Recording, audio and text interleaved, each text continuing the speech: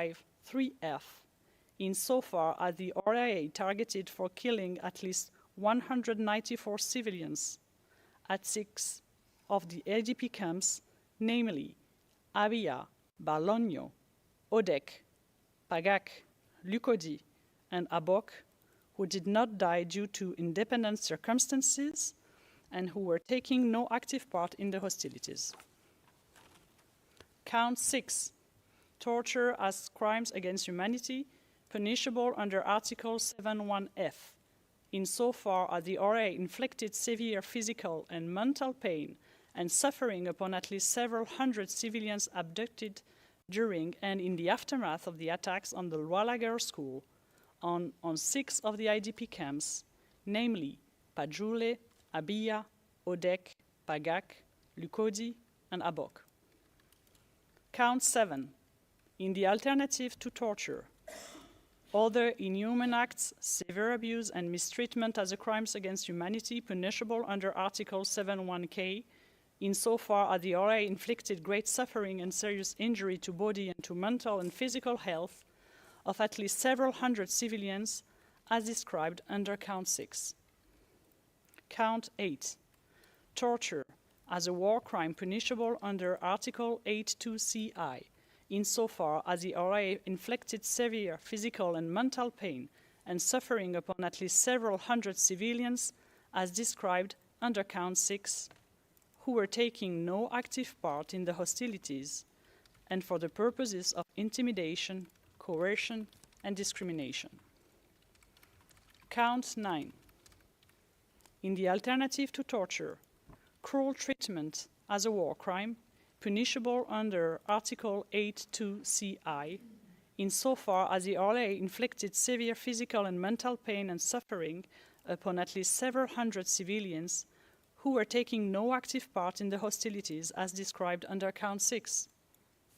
Count 10, enslavement as a crime against humanity, punishable under Article 71C, insofar as the ORA exercised powers attaching to the right of ownership over at least 100 of civilians abducted during and in the aftermath of the attacks on the Luala Girls' School and 6 of the IDP camps, namely Pajule, Abia, Odek, Pagak, Lukodi, and Abok. Count 11, pillaging as a war crime, punishable under Article A2E5, insofar as the ORA fighters intentionally deprived and appropriated for private or personal use food supplies, livestock, and other property from the homes, shop, and other facilities of civilians living at the Luala Girls' School and the 7 IDP camps without the consent of the owners. Count 12, destroying the enemy's property as a war crime, punishable under Article 8.2.12, insofar as the ORA destroyed homes, shops, and other facilities used by and belonging to civilians living at 5 of the IDP camps, namely Abia, Balonyo, Pagak, Lukodi, and Abok, which was not required by military necessity. Count 13, persecution as a crime against humanity punishable under Article 71H on political grounds of civilians of the 7 IDP camps perceived by the ORA as being affiliated with or supporting the Ugandan government based on the facts underlying Count 1 to 12. Count 14, persecution as a crime against humanity punishable under Article 71H on age and gender grounds of at least 70 schoolgirls from Luala Girls' School based on the fact underlying Counts 1, 6, 7, 8, 9, 10, and 11. The crimes committed against women and children in northern Uganda throughout the charged period are the following. Count 15, enslavement as a crime against humanity punishable under Article 7.1c, insofar as the ORA exercised powers attaching to the right of ownership over at least thousands of children and women in the RRA. Count 16. Forced marriage as an inhuman act, as a crime against humanity, punishable under Article 7(1)k, insofar as the RRA inflicted great suffering and serious injury to body and mental and physical health by imposing a forced conjugal union on at least 100 of girls and women in the RRA. Count 17. Rape as a crime against humanity punishable under Article 7(1)g, and count 18. Rape as a war crime punishable under Article 8(2)e(6), insofar as the RRA raped at least hundreds of girls and women in the RRA. Count 19. Torture as a crime against humanity punishable under Article 7(1)f, insofar as the RRA inflicted severe physical and mental pain and suffering upon at least thousands of children and women in the RRA. Count 20. In the alternative to torture, other inhuman acts, severe abuse, and mistreatment as a crime against humanity punishable under Article 7(1)k, insofar as the RRA inflicted great suffering and serious injury to body and to mental and physical health of at least thousands of children and women in the RRA. Count 21. Torture as a war crime, punishable under Article 8(2)ci, insofar as the RRA inflicted severe physical and mental pain and suffering upon at least thousands of children and women in the RRA who were taking no active part in the hostilities and for the purposes of intimidation, coercion, and discrimination. Count 22. In the alternative to torture, cruel treatment as a war crime, punishable under Article 8(2)ci, insofar as the RRA inflicted severe physical and mental pain and suffering upon at least thousands of children and women in the RRA who were taking no active part in the hostilities. Count 23. Persecution as a crime against humanity punishable under Article 7(1)h on the grounds of gender and age, based on the facts underlying counts 15 to 22, 25 to 29, of at least thousands of children in the LRA. Count 24.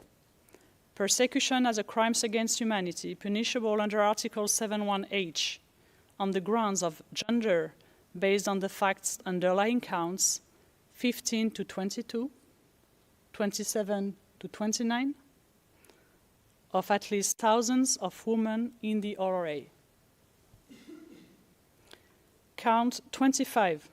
Conscripting children as a war crime punishable under Article 8(2)e(7), insofar as the RRA conscripted at least thousands of children under the age of 15. Count 26.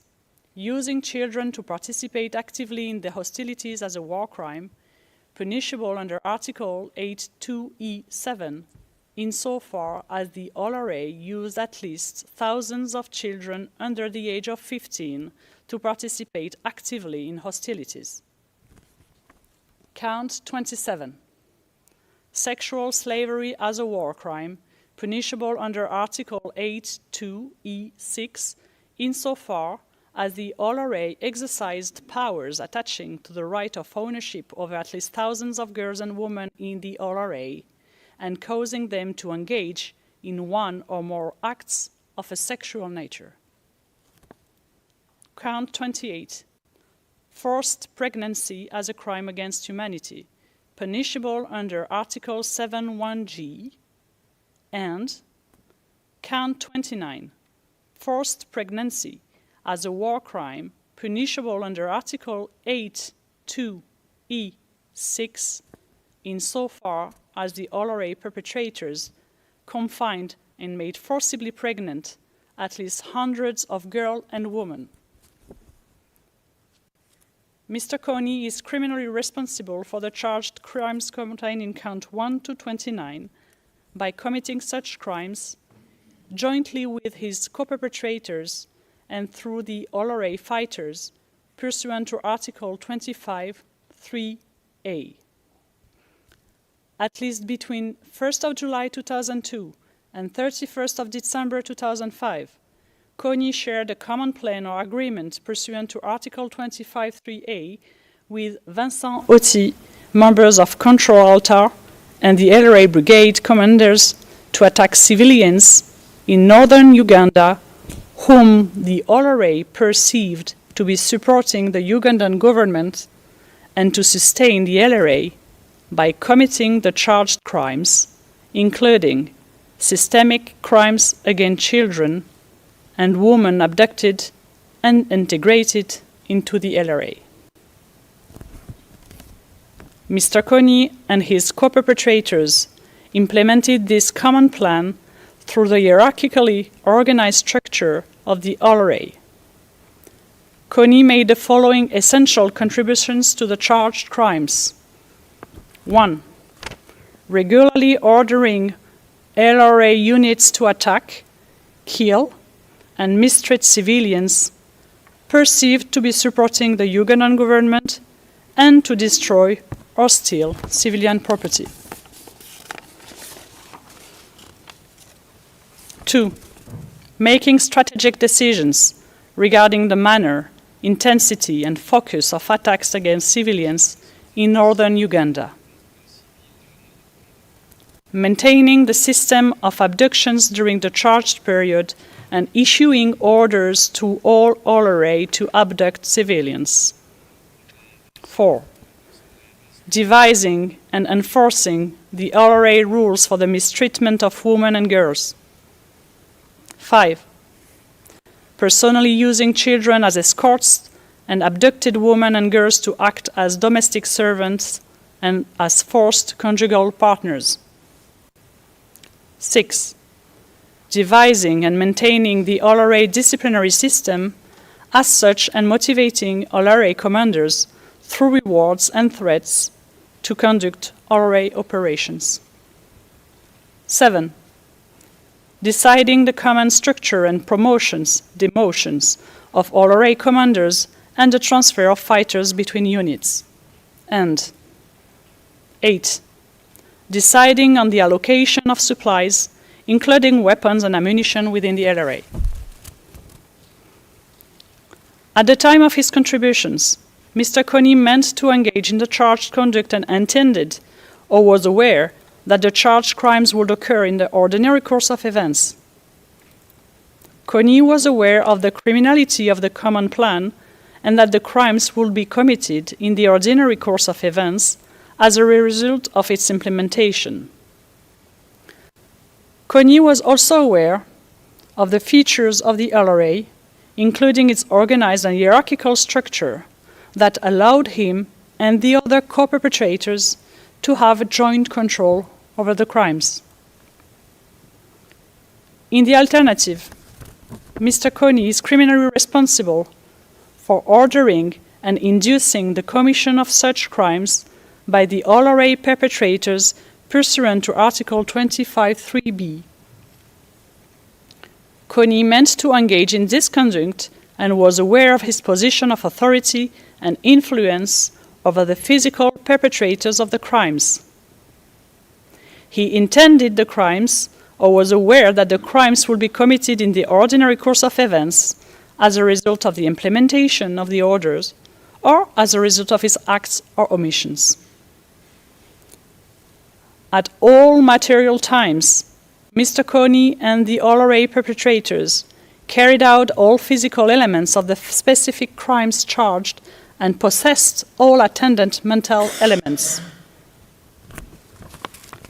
Mr. Kony is further criminally responsible for the charged crimes contained in counts 30 to 39 by individually committing the following crimes against 2 females pursuant to Article 25(3)(a) during the charge period. Count 30. Enslavement as a crime against humanity punishable under Article 7(1)(c), insofar as Mr. Kony exercised powers attaching to the right of ownership over victim 1 and 2. Count 31. Forced marriage, an inhuman act as a crime against humanity, punishable under Article 7(1)(k), insofar as Mr. Kony inflicted great suffering and serious injury to body and mental and physical health by imposing a forced conjugal union on victim 1 and 2. Count 32. Rape as a crime against humanity, punishable under Article 7(1)(g). And count 33. Rape as a war crime punishable under Article 8(2)(e)(6), insofar as Mr. Kony raped victims 1 and 2. Count 34. Torture as crimes against humanity punishable under Article 7(1)(f), and count 35. Torture as a war crime punishable under Article 8(2)(ci), insofar as Mr. Kony inflicted severe physical and mental pain and suffering upon victims 1 and 2, who were taking no active part in the hostilities for the purposes of intimidation, coercion, and discrimination. Count 36. Sexual slavery as a war crime punishable under Article 8(2)(e)(6), insofar as Mr. Kony exercised powers attaching to the right of ownership over victims 1 and 2, causing them to engage in acts of sexual nature. Count 37. Forced pregnancy as a crime against humanity punishable under Article 7(1)(g), and count 38. Forced pregnancy as a war crime punishable under Article 8(2)(e)(6), insofar as Mr. Kony confined and made forcibly pregnant victim 1. Count 39.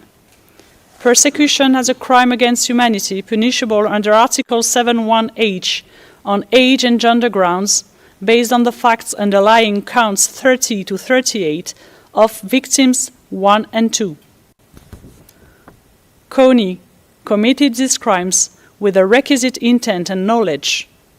At all material times, Mr. Kony carried out all physical elements of the specific crimes charged and possessed all attendant mental elements.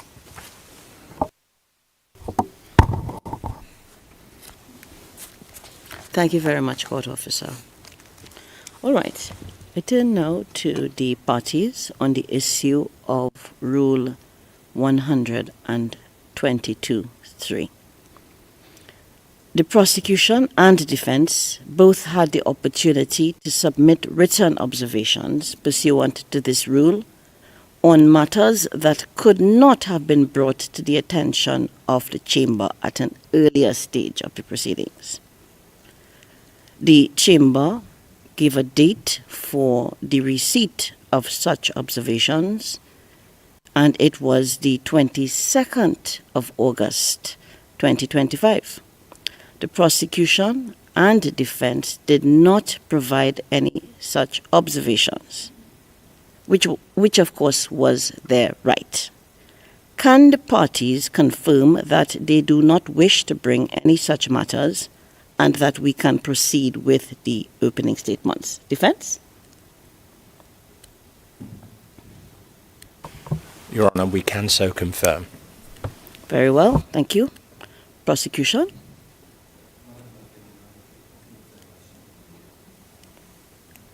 The microphone was not on. Aucune observation du côté du procureur.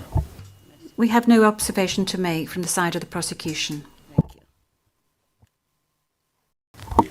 In that case, then, we proceed to the prosecution's opening statement.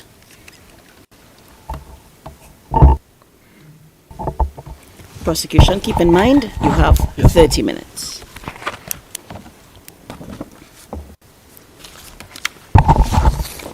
Mesdames,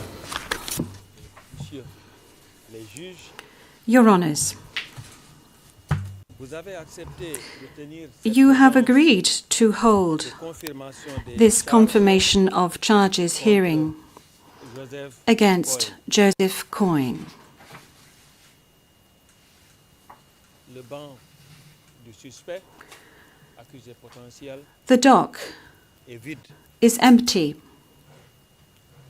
Joseph Kony of any n'est pas potential accused. Joseph Kony is not present here Voici today. 20 ans, 20 years juge de ago, cour other judges a of décerné this un mandat court d'arrêt contre lui. issued a warrant of arrest against him. Depuis 20 ans, il est recherché. He has been at large for the last 20 years, Il s'est and soustrait for the last 20 years, he has managed to evade cette justice. justice internationale à laquelle This le international gouvernement justice that the government of Uganda and the many notamment victims, victimes du nord de l'Ouganda, particularly in northern Uganda, have sought, faute de pouvoir rendre cette justice, as they were unable to render justice in their own country. nous avons tout fait. We have done Nous avons tout everything we can. pour nous hisser We have done everything we à la can hauteur de cette to live up responsabilité to the importante. important responsibility that, Les membres on the one hand, fondateurs the du founding Procedural, members of the Rome Statute, d'autre part, and on the other, les the bénéficiaires de la beneficiaries justice que ce of traité the postule, justice that this statute postulates, responsabilités qu'ils ont placées en nous. have placed in us. Hélas, Unfortunately, les tentacules the de la tentacles justice pénale of internationale, international criminal ces justice, tentacules bien longues even though de la lengthy, coopération des États, signataires ou with pas, the cooperation of states, whether they be signatory to the Rome Statute or not, suffisent pas pour assurer have not been sufficient l'arrestation to ensure rapide the des fugitifs. swift arrest of Beaucoup de fugitives. victimes qui ont Many la victims fortitude who de had survivre the aux strength to survive the horrors of a devastating civil war actes n'ont malheureusement have pas survécu unfortunately à cette longue attente. not survived this lengthy wait. Ont perdu Others have lost patience, mais il en reste toujours but there are still those who, contre vents et against marées, all odds, ont attendu. have waited for this very moment. Et c'est pour toutes ces victimes And it is for all these victims that it is important audience aujourd'hui, for this hearing demain et d'après-demain, que cette audience, to be held today, tomorrow, and the day after that. cette audience, This hearing, Madame la Présidente, vous l'avez rappelé tout Madam à l'heure, President, as you reminded us at an earlier stage, is not a trial in absentia. le droit de la personne The right of a person to be present at their et trial les charges, and to challenge the charges against them nous le savons, is c'est un a droit, sacred right, as we know. mais However, sans aucunement altérer ce droit, without in any way notre altering statut, this vous l'avez rappelé, right, our statute, notre as statut you permet also dans reminded certaines us, conditions in certain que la personne circumstances, poursuivie, allows that the suspect par sa bonne volonté, does not la frustrate, confirmation des charges by their own will, contre elle. the confirmation of charges against them, Choisissant notamment in particular de ne pas by répondre choosing not aux to interpellations respond de la justice. to the summons of the court. Donc c'est à la faveur de ce mécanisme So, de l'article 60 it is by virtue of this mechanism, Article 61, paragraph 2, which, as you reminded us, has never been used before. Mesdames, Monsieur le juge, You will be using this, ladies and gentlemen of the bench, to examine the 39 charges brought against the ICC's longest-standing fugitive. vous avez tout à l'heure entendu la These charges that you have just heard read out before the court. dont des hommes, These des crimes, femmes, whose victims include men, women, children, and young girls, et ces crimes will à jamais forever partie des pages remain part of de l'histoire the dark pages of Uganda's history. Ces crimes These crimes sont entre autres des include murder, différentes formes d'esclavage, different forms of slavery, des traitements rape, inhumains et dégradants, inhuman and degrading treatment, d'autres actes and many other acts l'accusation that the prosecution présentés intends to present at this hearing on the merits. Les crimes ont été commis par The crimes were committed by an armed group, l'armée the de Lord's résistance Resistance du Seigneur, Army, dont je ferai référence en utilisant to which I shall refer to using its initials, the LRA, sous le nom de and l'Ordre in de English Résistance it is Armée. known as the Lord's Resistance Ces crimes ont été Army. commis par cette So ARS these crimes were committed by the LRA under the orders of Joseph Kony. Mesdames et messieurs, les juges, Your Honours, Joseph Kony, whom we see here in this photograph, has always been the leader of the LRA, upon which he imposed his cruel vision. He also moulded the group to his own image. It was a true army, a new society that he set up to exploit the young men and women from northern Uganda, young people who were brutally abducted in order to swell its ranks.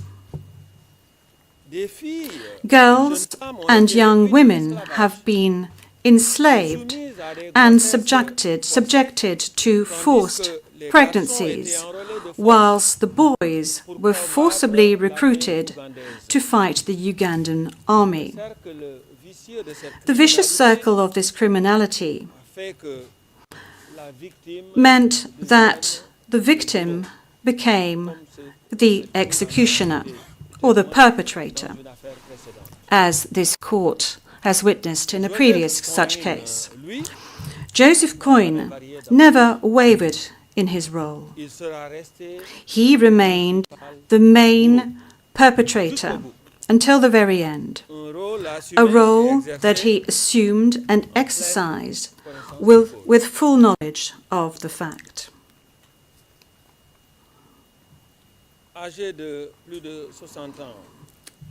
He is over 60 years of age today, but still on the run, despite all efforts to bring him to justice.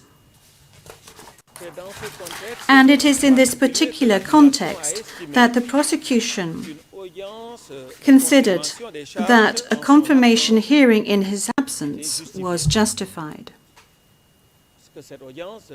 This hearing, in our opinion, will advance the proceedings in a tangible way. And this hearing, if, Your Honours, the charges are confirmed, it will allow the proceedings to move rapidly to the next stage, as soon as Joseph Kony is arrested and surrendered to the court. And we are not despairing. Your Honours, the events that led to this hearing are unprecedented. The charges against Joseph Kony relate to serious events that took place in northern Uganda between the 1st of July 2002 and the 31st of December 2005. The LRA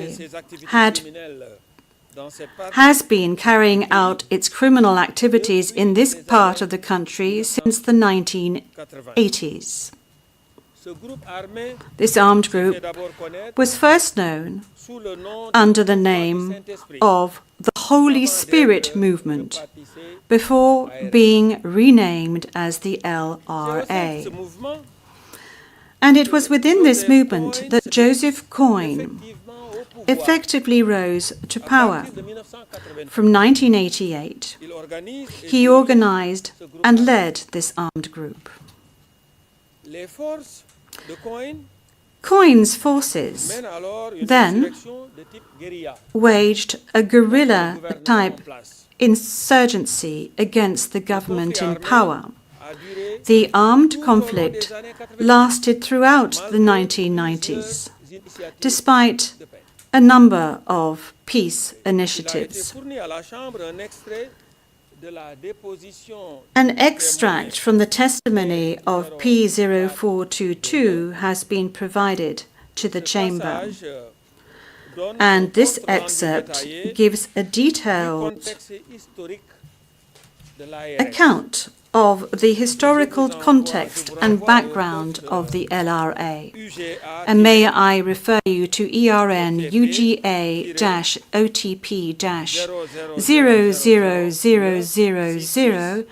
UGA-000000966 and 967. Donc, je m'en vais maintenant I will now review some of the elements of the chronology of this case. gouvernementale ougandaise, The nommée the UPDF, that is to say, the Ugandan government army, retaliated against the LRA by setting up the Iron Fist operation, Operation Iron Fist, cette opération qui débute which started officially in the year 2002. les bases de The l'ARS LRA bases in Sudan were then destroyed, and hundreds of individuals were killed. Joseph Kony Joseph Kony capture. escaped À la suite de capture. cette opération, After this operation, most of the LRA Uganda. units and their elements returned to Et c'est Uganda. dans ce contexte que And it was in this context that on the 14th of June 2002, l'Ouganda, Uganda le traité ratified the Rome Statute. en janvier, In January 2004, l'Ouganda, Uganda, de la CPI, that is to say, a member of the ICC at this point, referred the situation to the ICC. lorsque l'enquête s'ouvre en When the juillet investigation 2004, began in July 2004, les crimes attribués à l'ARS, the war and the crimes attributed to the le LRA bureau du procureur were opère ongoing. sur un terrain difficile. and the office was operating in difficult terrain. Nombreux sites étaient même At the time, many sites were mais malgré inaccessible. But despite all these challenges, the office was able to gather enough evidence to request the issuance of an arrest warrant, which was initially under seal, against Joseph Kony, issued on the 8th of July 2005. des mandats d'arrêt ont été lancés contre Arrest warrants were d'autres issued against other senior LRA leaders, concerne Vincent Oti, such as Vincent Oti, finalement sera décédé en 2000. who died in 2007. Il y a aussi There is also Raska Lukwia, lui-même décédé who died in 2006, Okot, as well as Okot Odiambo, décédé en octobre, who died in October 2013, et and Dominic Ongwen, fera l'objet d'un jugement devant cette cour. who was tried Il s'agit là by this court. des premiers mandats d'arrêt These délivrés, are the first arrest warrants to be issued by the ICC mandats rendus publics that were subsequently made public on the 13th of October 2005. et dans ces mandats d'arrêt, 33 chefs de crimes de guerre Kony is charged with 33 counts of war crimes and crimes against humanity. Mesdames et messieurs les juges, Your Honours, les efforts the tireless efforts of the déployés office par le bureau en en collaboration in avec conjunction les with the registry ses partenaires and its partners, pour assurer to l'arrestation secure et la the remise arrest and surrender of the fugitifs fugitive à ce jour. have to date proven unsuccessful. Dès le 1er juin 2006, From the 1st of June 2006, an Interpol Red Notice was issued, cette notice reste encore en and vigueur. it remains active today. Et d'autres initiatives, Other initiatives have followed many other initiatives. des demandes d'arrestation de Requests Joseph for Kony the sont arrest of envoyées dans Joseph plusieurs Kony were sent to several États. En states. octobre 2008, In October 2008, the European Parliament requested for a plan to be put in place for the arrest of Joseph Kony. In 2012, African Union troops were tasked de rechercher Joseph Kony. with searching for Joseph Kony. C'était l'Europe, c'était aussi l'Afrique. It was Europe and it was also Africa. Des troupes américaines, And even American troops se sont même lancées à sa recherche. joined the search. Pendant des années, For years, l'armée the gouvernementale Ugandan ougandaise a government déployé des army efforts made concerted efforts to apprehend Joseph Joseph Kony. Kony. Des organisations Civil d'associations society lancent des organizations campagnes publiques launched pour faciliter public campaigns son to arrestation. facilitate his Les mêmes arrest. efforts se poursuivent These encore aujourd'hui, same efforts are ongoing today jusqu'à ce qu'on and procure. are not expected to cease Je until m'en vais maintenant rapidement rappeler quelques Joseph éléments Kony importants has been de la arrested. procédure. I will now review some important elements of the proceedings in this case. En janvier 2015, In January 2015, Dominic Ongwen, commander of the Signa Brigade, surrendered. les juges ayant disjoint son affaire qui était liée à celle de Joseph Kony. Donc, The judges separated his case from that of Joseph Kony, and his trial was held between 2016 and 2019.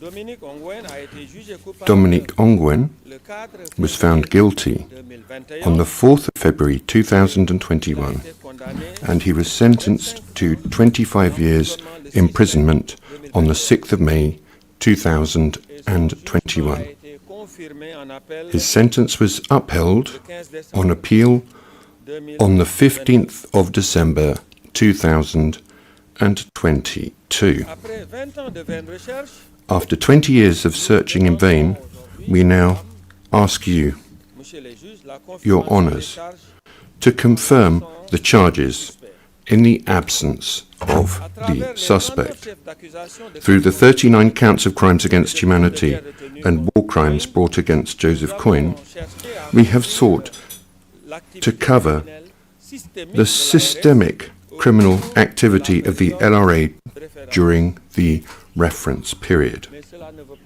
But that doesn't mean that we have been able to exhaustively list all of the crimes. That just isn't possible, but at least those that were the most emblematic, those are the ones that we have submitted. Now, Your Honours, the case against Joseph Kony concerns systemic violence inflicted on Ugandan citizens in northern Uganda. This violence was perpetrated by the LRA under the command of Joseph Kony. The citizens of northern Uganda had no choice but to abandon their homes and possessions. They lived in constant fear of attacks and abductions. The impact of LRA attacks on children in northern Uganda has been particularly severe. Fearing attacks and abductions, thousands of children every night had to flee their villages to seek refuge in towns such as Gulu. They travelled at night without their parents just to stay safe.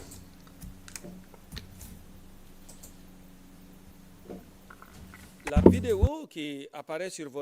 video appearing on your screens is an excerpt from a documentary released in July 2006 by Journeyman Pictures. This excerpt illustrates the LRA's violent campaign against children, and it is recorded under ERN UGA OTP 00001369 1132 to 1208. The faces of the children you see on screen have been blurred.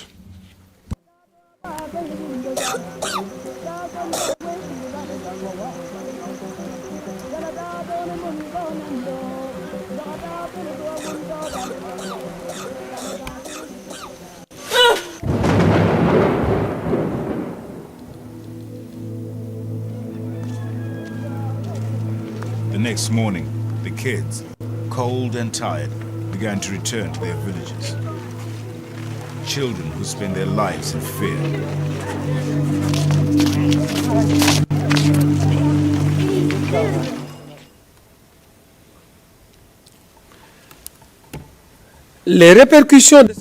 The repercussions of this unprecedented violence continue to be felt today. Scarred in their body and spirit, survivors still struggle to recover from the ordeal they endured. The social and cultural fabric of northern Uganda has been torn apart, and it is still struggling to rebuild itself. In addition to the abduction of children, there have been attacks on civilians in camps for displaced persons.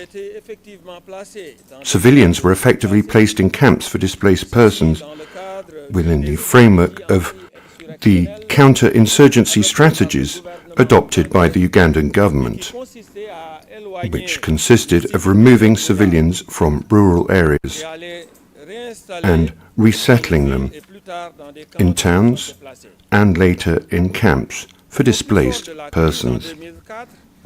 At the height of the crisis in 2004, almost the entire population of northern Uganda, or 1.5 million inhabitants, were living in camps for displaced persons, as is attested to in the report at ERN UGA OTP 0044 and page 51 thereof. In the meantime, the LRA grew into an army of several thousand fighters, receiving significant support of Sudan. It has established base camps in southern Sudan and receives weapons and military training from the Khartoum government. And here I refer you to ERN UGA OTP 00000966 at page 52 thereof. Even after Operation Iron Fist in 2003 and 2004, LRA violence continued to focus on refugees in camps for displaced persons in northern Uganda. Now, my colleague Melissa Timms will tell you later about the LRA's attacks on several camps for displaced persons. She'll tell you about the pillaging, murder, torture, serious exactions, abuses and abduction of civilians by this armed group. More than 600 civilians were killed in the attacks, purely covered by the charges alone. But the number of unidentified victims is much higher. The Ugandan authorities recorded the moments following one of these attacks. This is an excerpt from the Barlogno attack, which we will hear an excerpt from. You will see Ugandan police officers conducting forensic examination. We have chosen an excerpt that does not allow for the identification of the people filmed. It is at UGA OTP 0021 0012 and in particular minutes 4:03:23 to 04:36:18.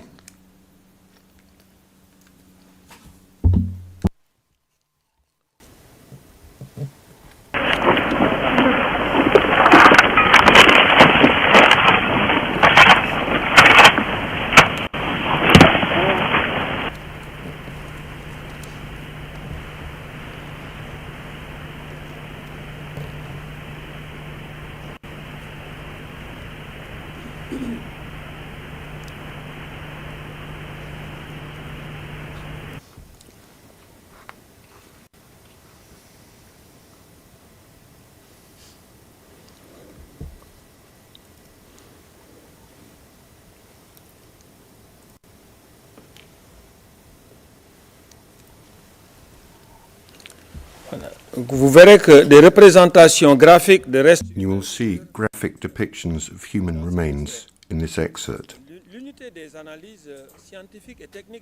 Our office's Scientific and Technical Analysis Unit analysed these recordings along with other evidence in order to identify the victims. The results of the analysis are set out in the annex to our pre-confirmation brief.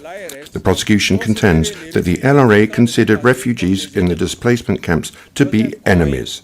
Joseph Kony accused them of supporting the government of President Museveni.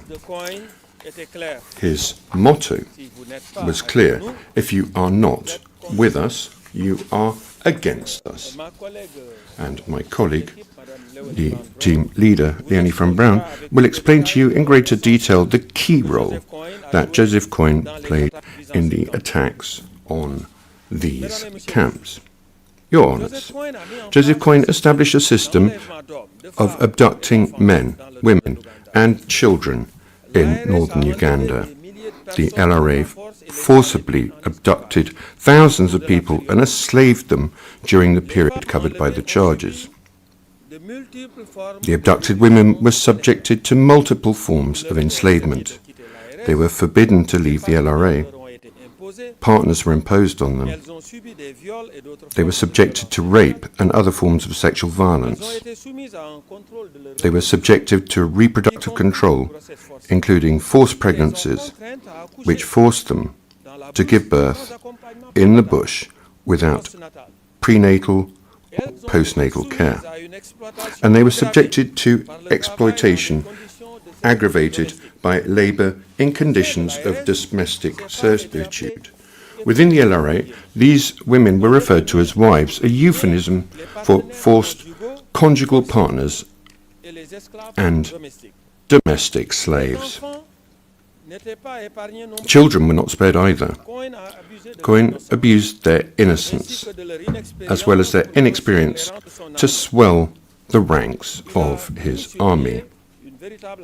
He set up a veritable army of child soldiers. And perhaps I will show the last video.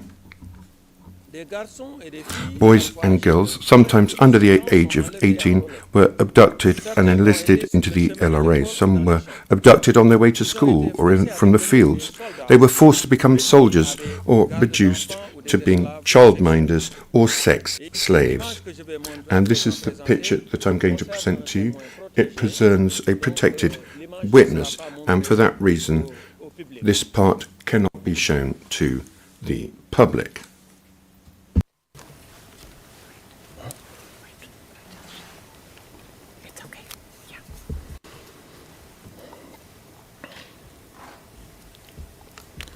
Donc, vous pouvez voir sur vos écrans une photo du témoin. So you can see on your screens a photo of witness P0275, who was abducted at the age of 9 in 2004 during one of the attacks covered by the charges. And this witness, P275, stated, and here I quote, "During the period when I was held captive by the LRA, I saw children younger than me being trained to shoot with weapons.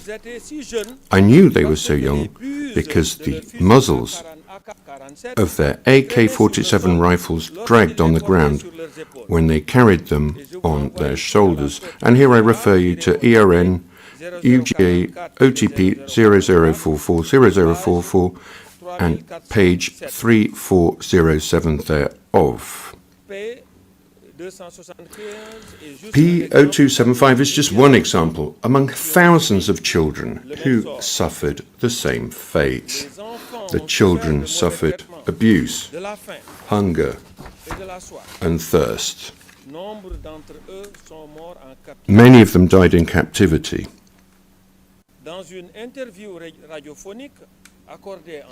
In a radio interview in 2002 with the Ugandan radio station Mega FM, Joseph Kony and his deputy Vincent Otti admitted to implementing a policy of abducting civilians and young girls. And here is what Kony said. As rebels, we do not kidnap children, but that is how we recruit. Otti followed the same line of reasoning. He said, I want to ensure you that the girls we take in and send to the bush are our mothers. We always take young girls who are not infected with HIV, so that those who are infected with HIV remain among you. And here I refer you to the last ERN, namely UGA OTP 0023011, and namely pages 3 and 10 thereof. And now I am going to finish, Your Honours, by stating that children have been deprived of their fundamental rights, their right to health, education and freedom. Their childhood has been stolen from them. Joseph Kony remains untraceable within the meaning of the statute. Today's hearing is a very important step in the administration of justice.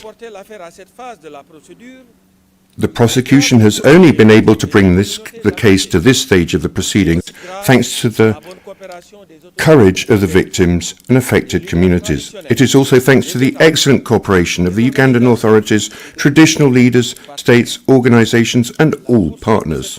Continued cooperation is crucial to bringing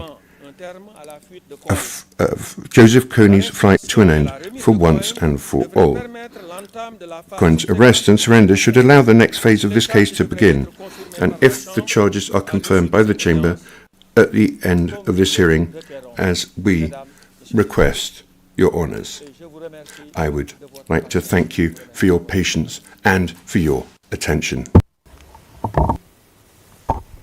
Thank you very much.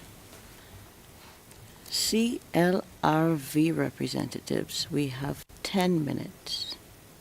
Would you propose to start?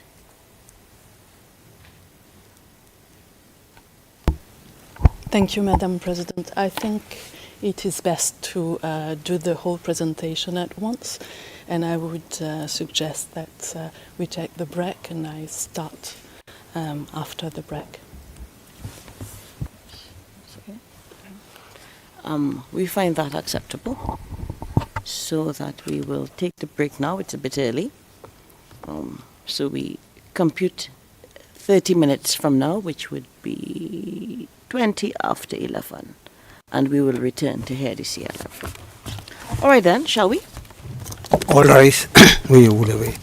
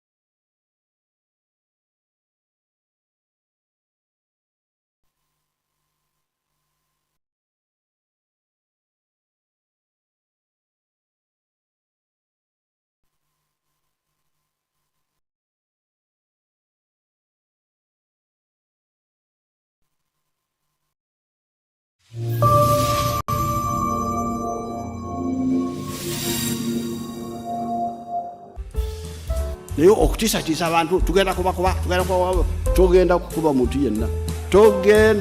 muntu yenna era bagezako Kampala bamanye ekyabatuukako tokkirizibwa wadde okunkanga obukanzi oba okuneewerera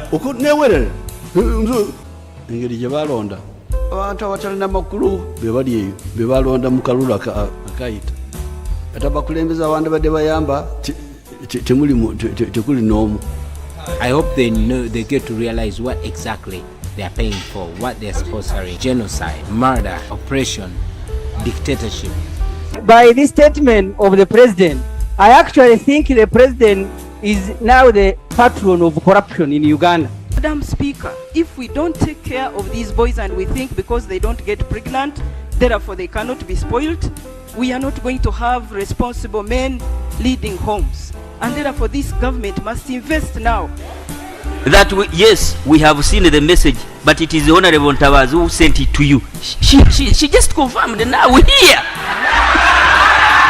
Mwana ba Black Mamba we ayindira koti nekuba abalamuzi nekuba abonna abali mu koti si mulundi gumu naye ng'erudde erumba koti abasirikale. N'olwekyo koti teziriyo, koti zawambibwa. Bank of Uganda gye tugamba ti banka yaffe yawambibwa, yensonga lwaki nakati tumaze n'omwaka nga tewali gavana, kubanga gavana y'omu mwami Museveni ne famire ye. Esente zonna sente zaabwe bazikozesa nga bwe bakola ki, nga bwe baagala. N'ebitongole ebyanakyewa byennyini ebitali bya gavumenti nabyo biri mu buwambe. Mwalabye ekitongole kyaffe ekyabasawo nakyo nga bwe kyakoze eki, bwe kyawambiddwa, ekyabannamateeka kyawambibwa, n'ebirala byonna biri mu buwambe.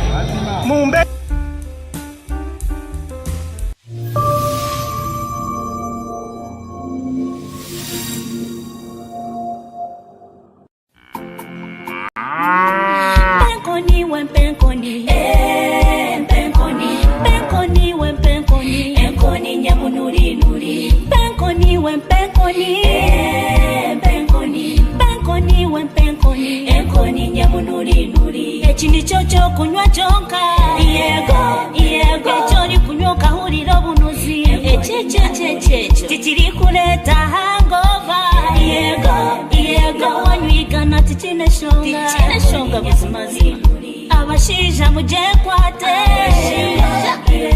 abakazaho mutarugaho nehamano ho businje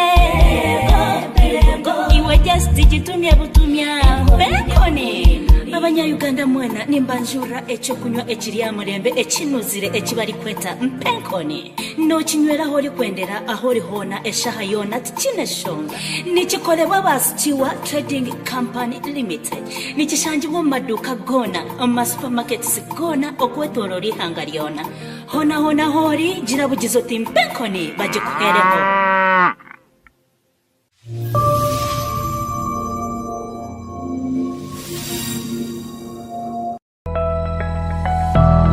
Aha, leka nkwanjulire abama Contractors Uganda Limited bano bakafulu mu kufulumya ebizimbisibwa eby'omulembe balina ekyuma ekikuba amatafaali ag'ebika eby'enjawulo ate nga galina omutindo gwa waggulu ddala nga ne buli kuba wansi emirundi 10 terisobola kwabika. Bafulumya pavers ne capstones, fencing poles engumu ddala, pompe blocks ne rovers. Abama Contractors bakafulu mu compound design, terrazzo, gypsum wamu ne interior design. Bakola ennyumba yo wamma naawe nokkiriza nti ddala White House. Bakola mu Uganda yonna era ng'ekitebe kyabwe ekikulu kiri kyegeegwa nga wakayisa amafuta aga Petrocity. Bafune ku namba z'essino zino wammanga 0779-79-75-76 oba 0740-669-46. Omutindo mukulu nnyo mu bye bakola.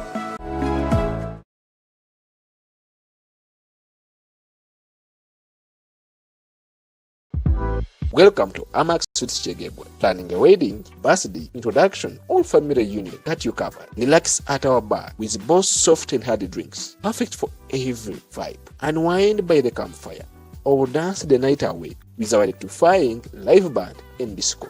Our guest rooms are a true comfort zone with hot water, excellent toilets, and yes, chilled beds for a restful night. From serious meetings to joyful moments, we host them with all style and comfort. Join our Meet Carnival, Street Jam, or test your wits at Quiz Night. Need a peaceful moment? Our Lovers Park is made just for you. Find us in Chego Town Council, just 800 meters off the Kampala-Fort Portal Highway along Mpara Road. Visit Amax Suits today, where every moment becomes a memory. You can call us on 0778 790 322 or 039 4819 Amax Suits. Customer satisfaction, our purpose. For the past years, we are Taurus, preeminent, passionate, and committed channel dedicated to highlighting stories from our community across all major social platforms. We are warm, embracing, sometimes fun, and often surprising. We are available 24/7 on all streaming platforms. We exist to inspire, mobilize, and turn content into action. Our key success measure is not real income or audience, but social impact. As a public broadcaster, we aim to inform, educate, and entertain, but on this we add social impact. We know media can be a powerful force in all aspects of life, socially, economically, politically, and for the common good. We want to thank those who have moved this journey with us, who have contributed to our content and marketing support. Our commercial partners, we thank you, and to you, our followers, our family, thank you for watching CTV, your voice.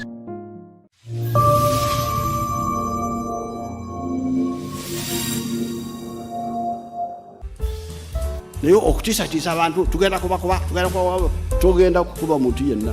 Togenda kukuba muntu yenna. Era abagezako Kampala bamanyi ekyabatuukako. Tokkirizibwa wadde okunkanga obukanzi oba okuneewerera. Engeri gye balonda abantu abatalina makulu be bali eyo be balonda mu kalulu akayita. Ate abakulembeza abantu badde bayamba tekuli n'omu. I hope they get to realize what exactly they are paying for, what they are sponsoring: genocide, murder, oppression, dictatorship.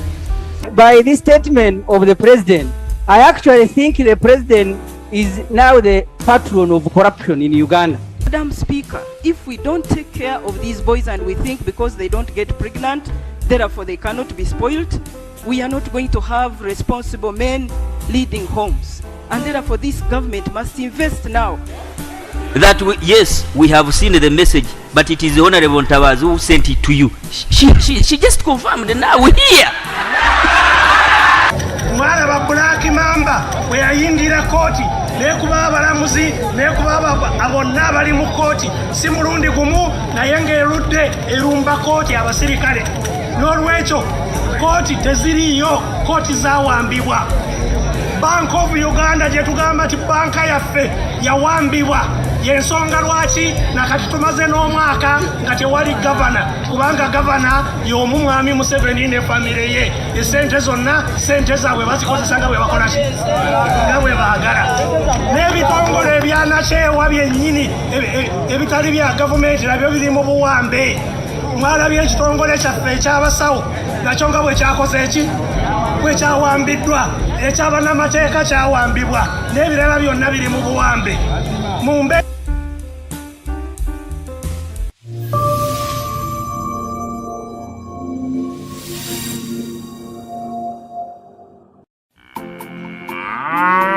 Penkoni wen penkoni, penkoni, penkoni wen penkoni, enkoni nyamunuri nuri. Penkoni wen penkoni, penkoni, penkoni wen penkoni, enkoni nyamunuri nuri. Ekindi chocho kunywa chonka, yego, echori kunywa kahuriro bunuzi. Echechechechecho, tichiri kuleta hangover, yego, wanywigana tichine shonga buzimazi. Abashija mujekwate, abakazaho mutarugaho, nehamano eho businje, iwe just gitumye butumya. Penkoni, Abanyayuganda mwena nimbanjura ekyokunywa ekiri amurembe ekinuzire ekibali kweta mpenkoni nokinywera holi kwendera aholi hona eshaha yona tikineshonga nikikolebwa ba Stiwa Trading Company Limited nikishanjibwa mu maduuka gona mu supermarkets gona okwetolora ihanga lyona hona holi girabugizo ti mpenkoni bagikuhereho.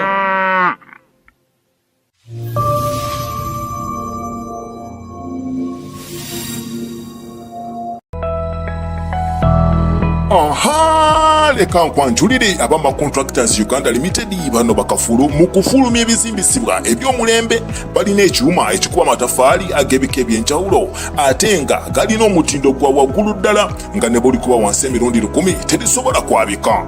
Bafulumya pavers ne capstones, fencing poles engumu ddala, pompe blocks ne rovers.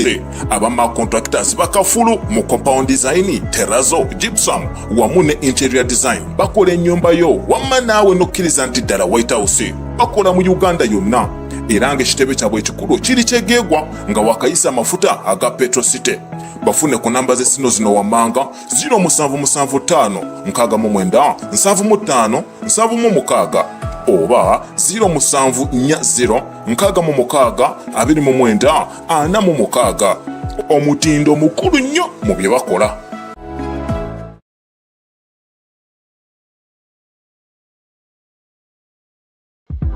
Welcome to Amax Suits Chegebwe. Planning a wedding, birthday, introduction, or family reunion, we have got you covered. Relax at our bar with both soft and hard drinks, perfect for every vibe. Unwind by the campfire, or dance the night away with our electrifying live band and disco.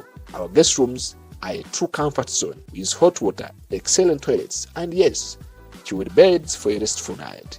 From serious meetings to joyful moments, we host them with all style and comfort. Join our meat carnival, street jam, or test your wits at quiz night. Need a peaceful moment? Our lovers park is made just for you. Find us in Chegwa Town Council, just 800 meters off the Kampala-Fort Portal Highway along Mpara Road. Visit Amax Suits today, where every moment becomes a memory. You can call us on 0778 790 322 or 039 4819-517. Amax Suits, customer satisfaction, our purpose.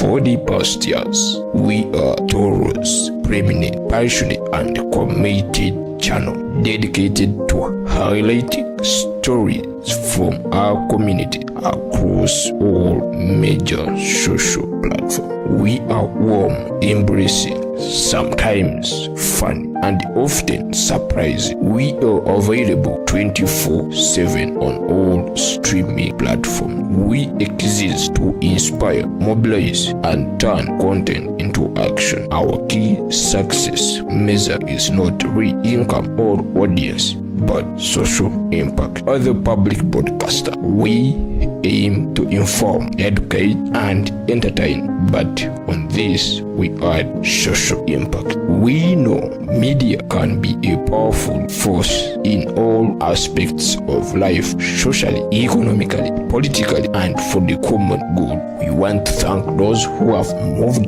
this journey with us, who have contributed to our content and marketing support. Our commercial partners, we thank you, and to you, our followers, our family, thank you for watching CTV, your voice.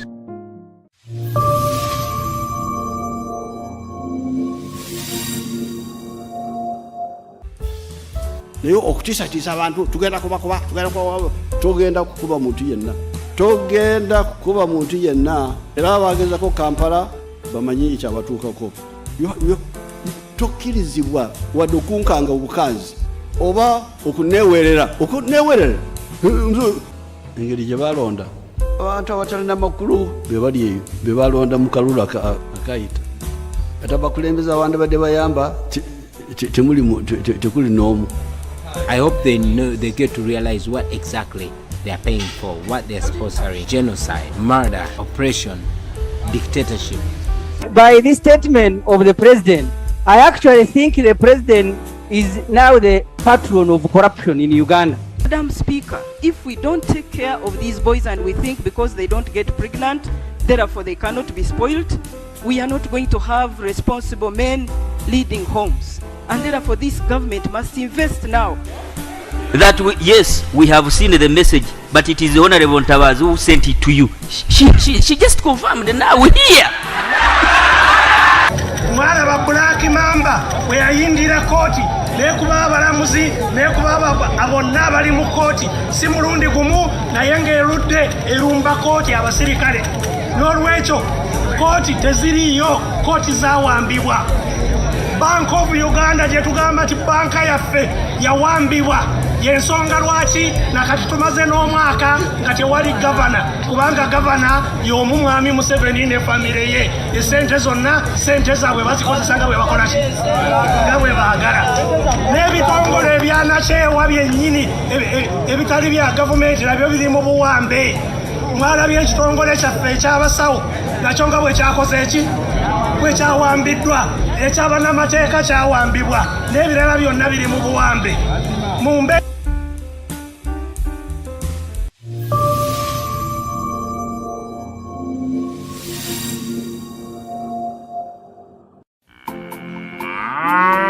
Penkoni wen penkoni, penkoni, penkoni wen penkoni, penkoni nyamunuri nuri. Penkoni wen penkoni, penkoni, penkoni wen penkoni, penkoni nyamunuri nuri. Echini chocho kunywa chonka, yego, yego. Echoni kunywa kahuriro bunuzi, echeche, tichiri kuleta hangover, yego, yego. Wanywigana tichine shonga buzimazi. Abashija mujekwate, abakazaho mutarugaho, aho nehamano eho businje, iwe just gitumye butumya. Penkoni Abanya-Uganda mwena nimbanjura echo kunywa ekiri amurembe ekinuzire ekibari kweta mpenkoni no kinywera hori kwendera ahori hona eshaha yona tikineshonga nikikolebwa basikiwa Trading Company Limited nikishangibwa mu maduka gona mu supermarkets gona okwetolora ihanga lyona hona hori jirabugizo timpenkoni bagikuhereho.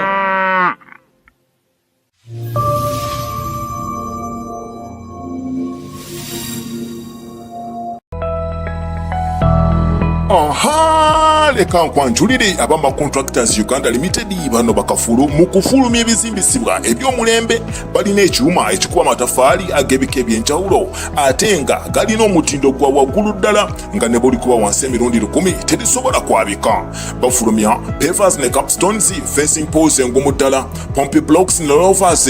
Abama Contractors bakafulu mu compound design, terrazzo, gypsum wamu ne interior design. Bakola ennyumba yo wamma naawe nokkiriza nti ddala White House bakola mu Uganda yonna era ng'ekitebe kyabwe ekikulu kiri kyegeegwa nga wakayisa amafuta aga Petrocity. Bafune ku namba z'essino zino wammanga 0779-79-75-76 oba 0740-66-29-46. Omutindo mukulu nnyo mu bye bakola.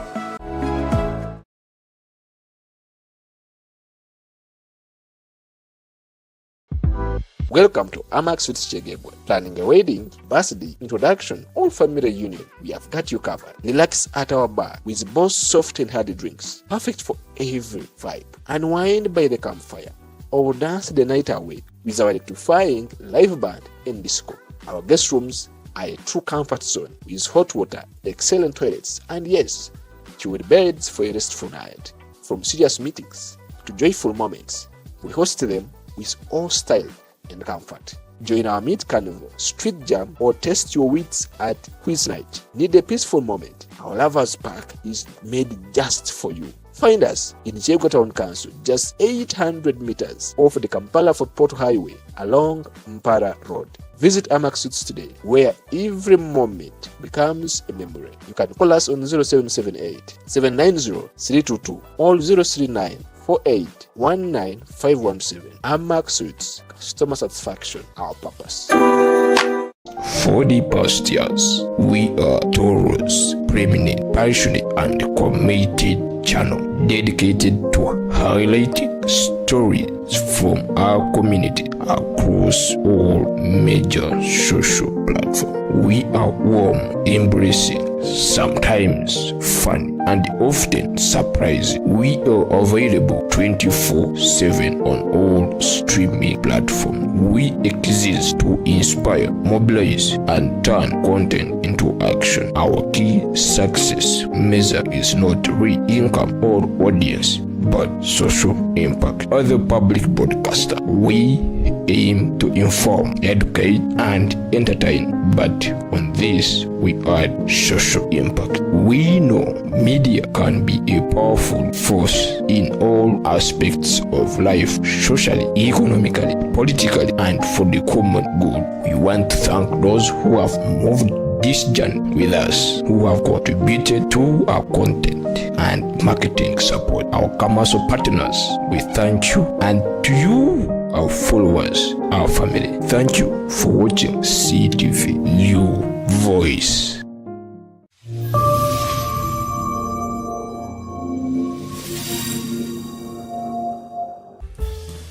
naye okutiisatiisa abantu tugenda kukuba muntu yenna, togenda kukuba muntu yenna, era abagezako Kampala bamanyi ekyabatuukako. Tokkirizibwa wadde okunkanga obukanzi oba okuneewerera engeri gye balonda abantu abatalina makulu be bali eyo, be balonda mu kalulu akayita, ate abakulembeza abandi badde bayamba tekuli n'omu. I hope they get to realize what exactly they are paying for, what they are sponsoring: genocide, murder, oppression, dictatorship. By this statement of the president, I actually think the president is now the patron of corruption in Uganda. Madam Speaker, if we don't take care of these boys and we think because they don't get pregnant, therefore they cannot be spoiled, we are not going to have responsible men leading homes. And therefore this government must invest now. That yes, we have seen the message, but it is the Honorable Ntabazi who sent it to you. She just confirmed, and now we're here. Mwana ba Black Mamba we ayindira koti nekuba abalamuzi nekuba abonna abali mu koti si mulundi gumu naye ng'erudde erumba koti abasirikale. N'olwekyo koti teziriyo, koti zawambibwa. Bank of Uganda gye tugamba ti banka yaffe yawambibwa, yensonga lwaki nakati tumaze n'omwaka nga tewali gavana, kubanga gavana y'omu mwami Museveni ne famire ye. Esente zonna sente zaabwe bazikozesa nga bwe bakola ki, nga bwe baagala. N'ebitongole ebyanakyewa byennyini ebitali bya gavumenti nabyo biri mu buwambe. Mwalabye ekitongole kyaffe ekyabasawo nakyo nga bwe kyakoze eki, bwe kyawambiddwa. Ekyabannamateeka kyawambibwa, n'ebirala byonna biri mu buwambe.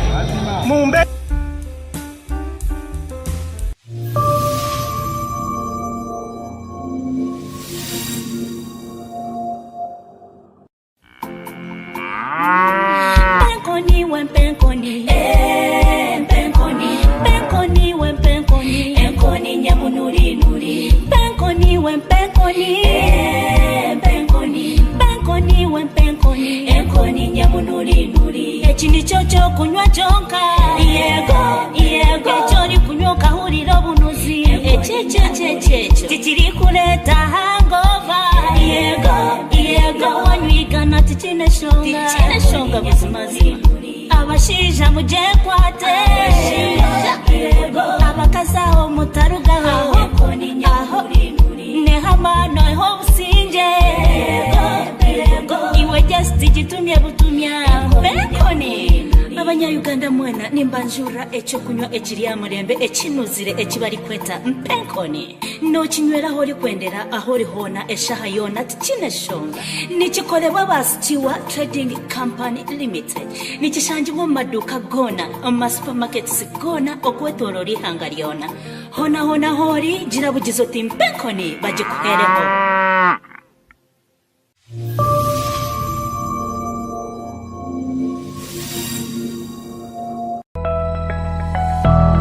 Aha, leka nkwanjulire abama Contractors Uganda Limited bano bakafulu mu kufulumya ebizimbisibwa eby'omulembe balina ekyuma ekikuba amatafaali ag'ebika eby'enjawulo ate nga galina omutindo gwa waggulu ddala nga ne bw'olikuba wansi emirundi 10 terisobola kwabika.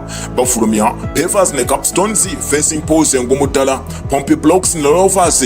Abama Contractors bakafulu mu compound design, terrazzo, gypsum wamu ne interior design. Bakola ennyumba yo wamma naawe nokkiriza nti ddala White House. Bakola mu Uganda yonna era ng'ekitebe kyabwe ekikulu kiri kyegeegwa nga wakayisa amafuta aga Petrocity. Bafune ku namba z'essino zino wammanga 0775 69 75 76 oba 0740 66 29 46. Omutindo mukulu nnyo mu bye bakola.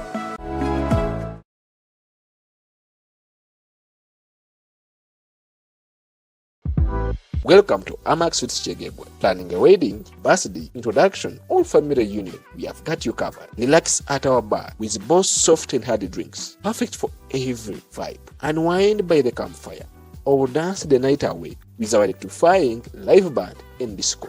Our guest rooms are a true comfort zone with hot water, excellent toilets, and yes, chilled beds for a restful night.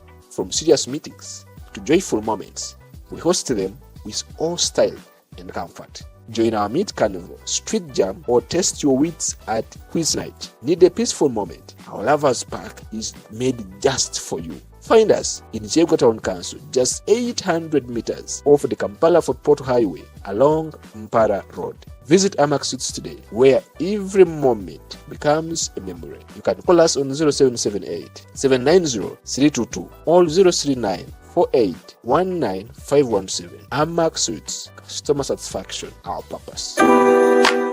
For the past years, we are Taurus, preeminent, passionate, and committed channel dedicated to highlighting stories from our community across all major social platforms. We are warm, embracing, sometimes fun, and often surprising. We are available 24/7 on all streaming platforms. We exist to inspire, mobilize, and turn content into action. Our key success measure is not real income or audience, but social impact. As a public broadcaster, we aim to inform, educate, and entertain, but on this we add social impact. We know media can be a powerful force in all aspects of life, socially, economically, politically, and for the common good. We want to thank those who have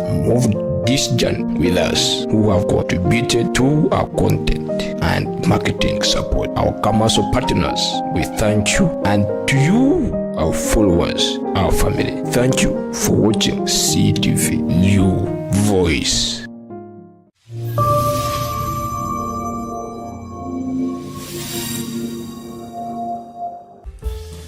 naye okutiisatiisa abantu tugenda kukuba muntu yenna, togenda kukuba muntu yenna, era abagezako Kampala bamanyi ekyabatuukako.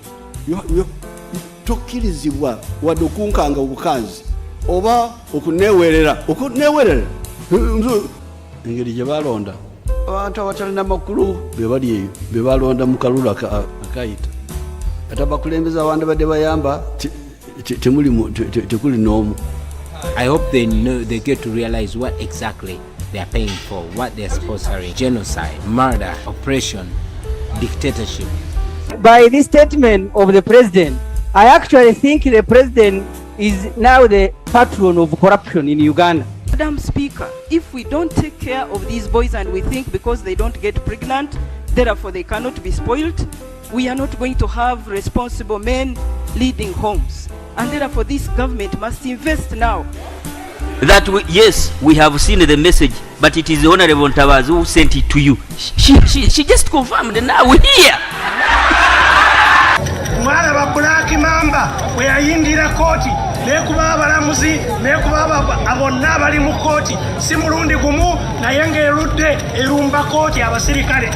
N'olwekyo koti teziriyo, koti zawambibwa.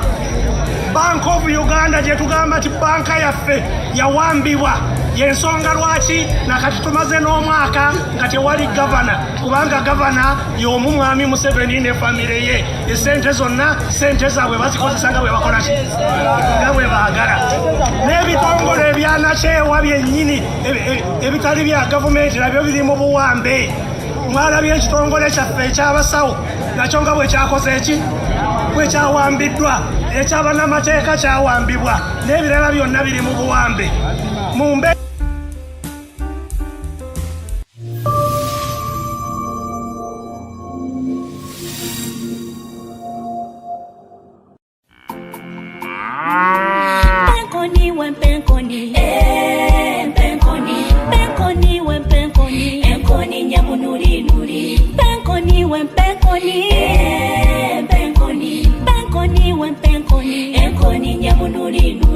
Chini chocho kunywa chonka yego choni kunywa kahurira obunuzi echeche tichiri kuleta hangover yego wanywigana tichine shonga buzimazi abashija mujekwate abakazaho mutaruga aho nehamano eho businje iwe just gitumye butumya Kony abanya-Uganda mwena nimbanjura ekyo kunywa ekirya mulembe ekinuzire ekibali kweta Kony nokinyweraho likwendera aho lihona eshaha yona tikineshonga nikikolebwa basikiwa Trading Company Limited nikishangibwa mu maduuka gona mu supermarkets gona okwetolora ihanga lyona hona hori gira bugizo ti Kony bagikuhereho.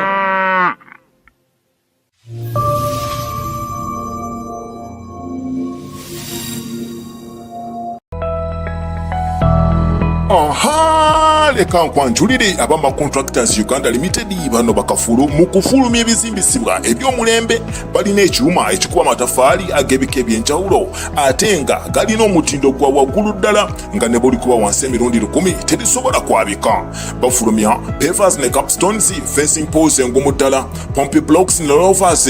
Abama Contractors bakafulu mu compound design, terrazzo, gypsum wamu ne interior design. Bakola ennyumba yo wamma naawe nokkiriza nti ddala White House bakola mu Uganda yonna era ng'ekitebe kyabwe ekikulu kiri kyegeegwa nga wakayisa amafuta aga Petrocity. Bafune ku namba z'essino zino wammanga 0779-79-75-76 oba 0740-669-46. Omutindo mukulu nnyo mu bye bakola.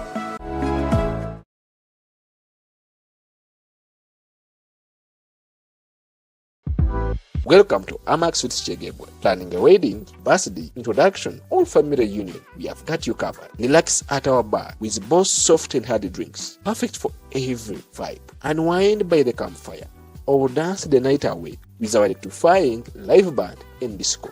Our guest rooms are a true comfort zone with hot water, excellent toilets, and yes, chilled beds for a restful night. From serious meetings to joyful moments, we host them with all style and comfort. Join our Meet Carnival, Street Jam, or test your wits at Quiz Night. Need a peaceful moment? Our Lovers Park is made just for you. Find us in Chego Town Council, just 800 meters off the Kampala-Fort Portal Highway along Mpara Road. Visit Amax Suits today, where every moment becomes a memory. You can call us on 0778-790-322 or 039-48-19517. Amax Suits, customer satisfaction, our purpose.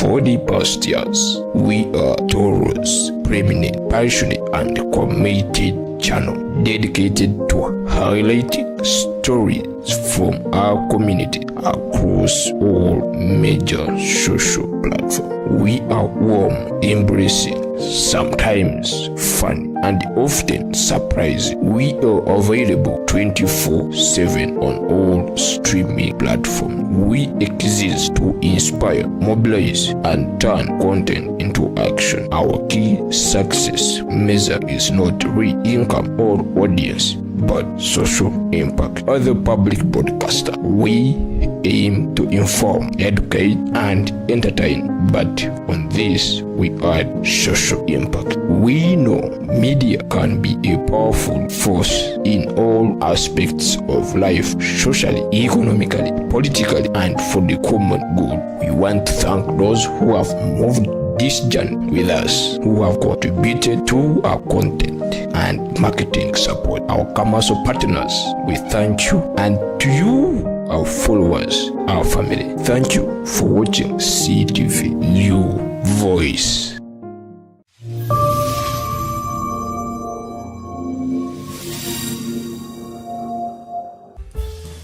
Nayo okutisatiisa abantu tugenda togenda kukuba muntu yenna, togenda kukuba muntu yenna, era abagezako Kampala bamanyi ekyabatuukako.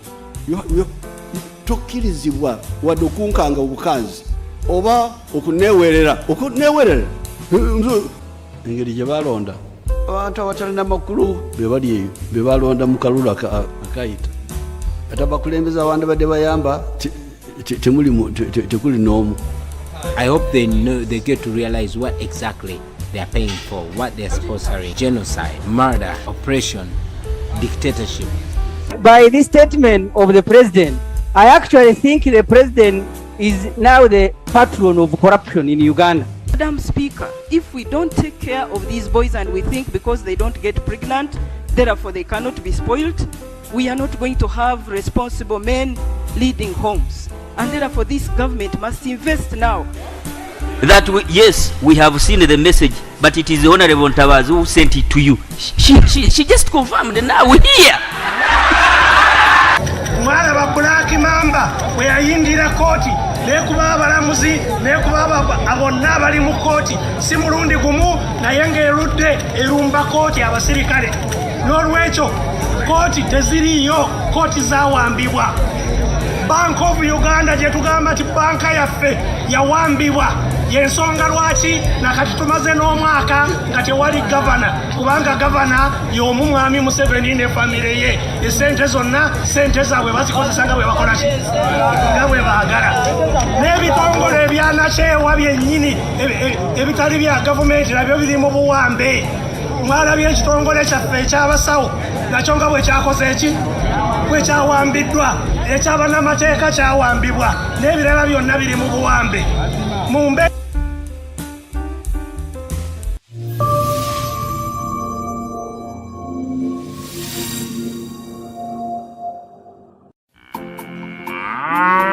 Penkoni wen penkoni, penkoni, penkoni wen penkoni, enkoni nyamunuri nuri. Penkoni wen penkoni, penkoni, penkoni wen penkoni, enkoni nyamunuri nuri. Ekini chocho kunywa chonka, yego, yego. Echori kunywa kahuriro bunuzi, echechechechecho. Tichiri kuleta hangover, yego, yego. Wanyigana tichine shonga buzimazi.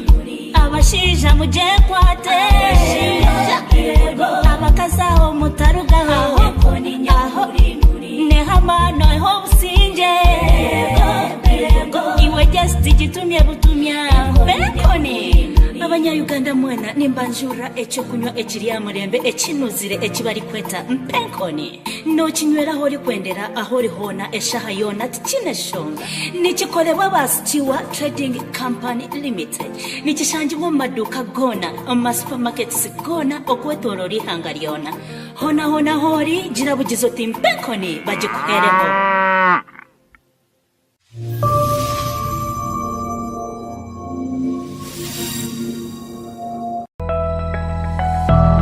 Aha, leka nkwanjulire abama Contractors Uganda Limited bano bakafulu mu kufulumya ebizimbisibwa eby'omulembe balina ekyuma ekikuba amatafaali ag'ebika eby'enjawulo ate nga galina omutindo gwa waggulu ddala nga ne buli kuba wansi emirundi 10 terisobola kwabika. Bafulumya pavers ne capstones, fencing poles engumu ddala, pompe blocks ne rovers. Abama Contractors bakafulu mu compound design, terrazzo, gypsum wamu ne interior design. Bakola ennyumba yo wamma naawe nokkiriza nti ddala White House bakola mu Uganda yonna era ng'ekitebe kyabwe ekikulu kiri kyegeegwa nga wakayisa amafuta aga Petrocity. Bafune ku namba z'essino zino wammanga 0775 69 75 76 oba 0740 66 29 46. Omutindo mukulu nnyo mu bye bakola.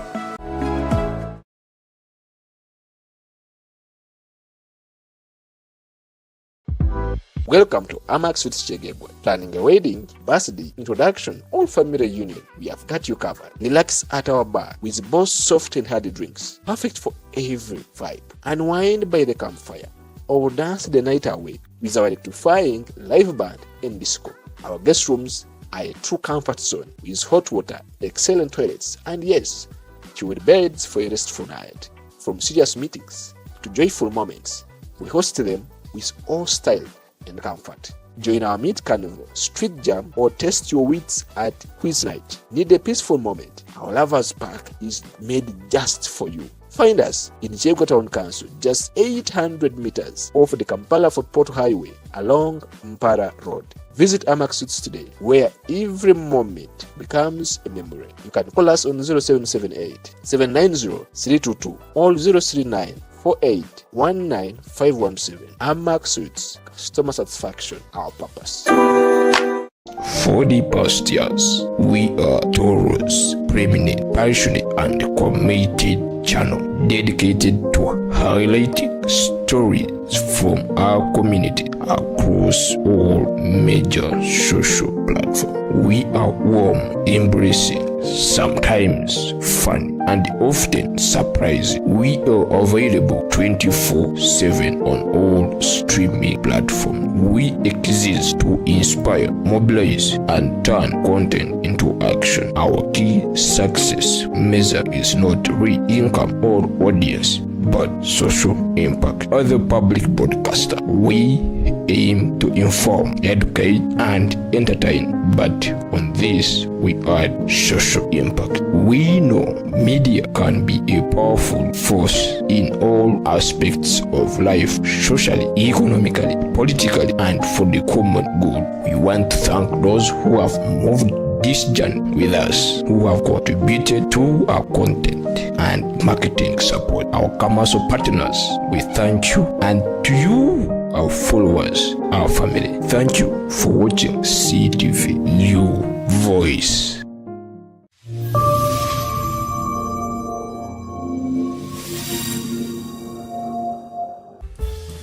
naye okutiisatiisa abantu tugenda kubakuba togenda kukuba muntu yenna, togenda kukuba muntu yenna, era abagezako Kampala bamanyi ekyabatuukako.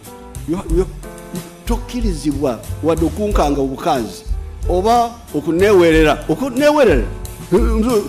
engeri gye balonda abantu abatalina makulu be bali eyo, be balonda mu kalulu akayita ate abakulembeza abandi badde bayamba tekuli n'omu. I hope they get to realize what exactly they are paying for, what they're sponsoring: genocide, murder, oppression, dictatorship. By this statement of the president, I actually think the president is now the patron of corruption in Uganda. Madam Speaker, if we don't take care of these boys and we think because they don't get pregnant, therefore they cannot be spoiled, we are not going to have responsible men leading homes. And therefore this government must invest now. That yes, we have seen the message, but it is the Honorable Ntabazi who sent it to you. She just confirmed, and now we're here. Mwana ba Black Mamba we ayindira koti nekuba abalamuzi nekuba abonna bali mu koti si mulundi gumu naye ng'erudde erumba koti abasirikale. N'olwekyo koti teziriyo, koti zawambibwa. Bank of Uganda gye tugamba ti banka yaffe yawambibwa, yensonga lwaki nakati tumaze n'omwaka nga tewali gavana, kubanga gavana y'omu mwami Museveni ne famire ye. Esente zonna sente zaabwe bazikozesa nga bwe bakola ki, nga bwe baagala. N'ebitongole ebyanakyewa byennyini ebitali bya gavumenti nabyo biri mu buwambe. Mwalabye ekitongole kyaffe ekyabasawo nakyo nga bwe kyakoze eki, bwe kyawambiddwa, ekyabannamateeka kyawambibwa, n'ebirala byonna biri mu buwambe. Mumbe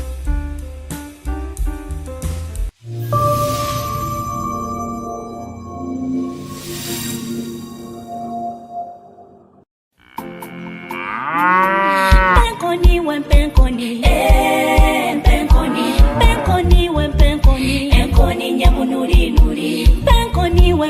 Penkoni, Penkoni, Penkoni, when Penkoni, Enkoni, Yamunuri, Nuri, Echini Chocho, Kunywa Jonka, Yego, Echoni Kunyoka, Huri Robunuzi, Echeche, Titiri Kuleta, Hangova, Yego, Wanwigana, Titina Shonga, Bismazi, Abashisha Mujekwate,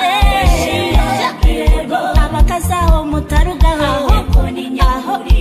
Nehamano, Hope Sinje, Iwe just digitumia butumia, Penkoni. Abanya Uganda mwena nimbanjura echo kunywa echiria murembe echinuzire echibari kweta Penkoni no chinywera hori kwendera ahori hona eshaha yona ticineshonga nichikolewa basitiwa Trading Company Limited nichishanji mu maduka gona ama supermarkets gona okwetolori hangaliona hona hori jirabugizo tim Penkoni baje kuhereho.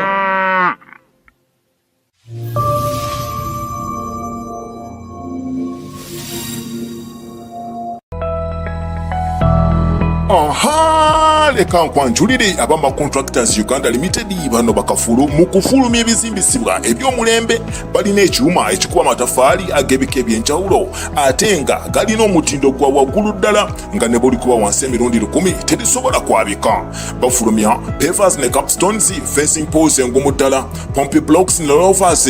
Abama Contractors bakafulu mu compound design, terrazzo, gypsum wamu ne interior design. Bakola ennyumba yo wamma naawe nokkiriza nti ddala White House bakola mu Uganda yonna era ng'ekitebe kyabwe ekikulu kiri kyegeegwa nga wakayisa amafuta aga Petrocity. Bafune ku namba z'essino zino wammanga 0779-79-75-76 oba 0740-669-46. Omutindo mukulu nnyo mu bye bakola.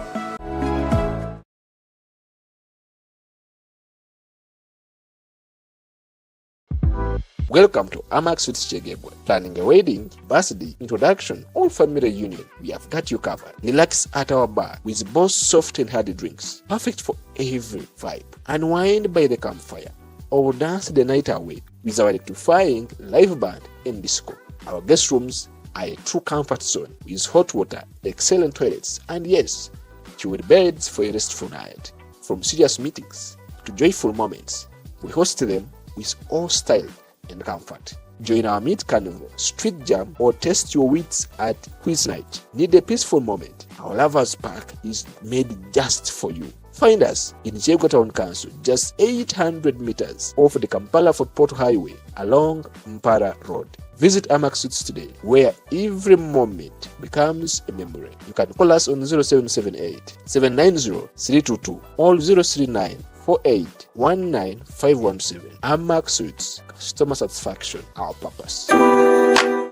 For the past years, we are Taurus, preeminent, passionate, and committed channel dedicated to highlighting stories from our community across all major social platforms. We are warm, embracing, sometimes fun, and often surprising. We are available 24/7 on all streaming platforms. We exist to inspire, mobilize, and turn content into action. Our key success measure is not real income or audience, but social impact. As a public broadcaster, we aim to inform, educate, and entertain, but on this we add social impact. We know media can be a powerful force in all aspects of life, socially, economically, politically, and for the common good. We want to thank those who have moved this journey with us, who have contributed to our content and marketing support. Our commercial partners, we thank you, and to you, our followers, our family, thank you for watching CTV, your voice.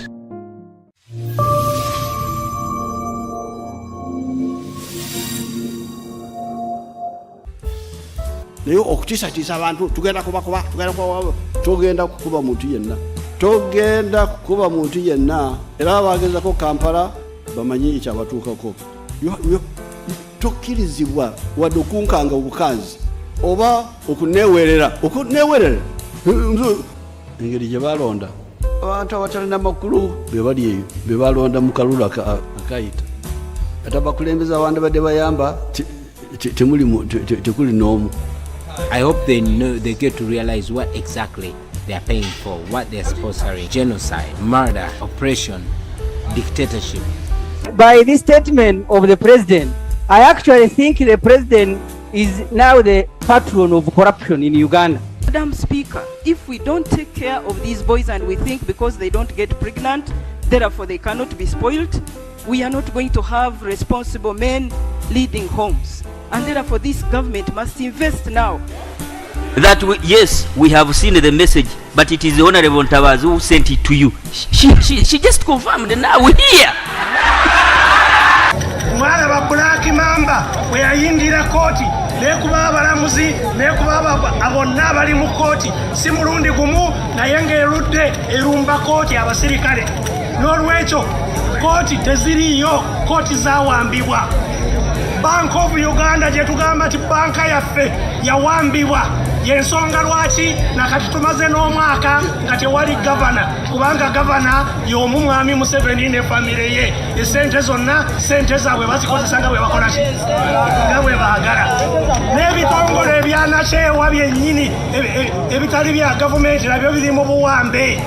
Mwalabye ekitongole kyaffe ekyabasawo nakyo nga bwe kyakoze eki bwe kyawambiddwa, ekyabannamateeka kyawambibwa, n'ebirala byonna biri mu buwambe. Mumbe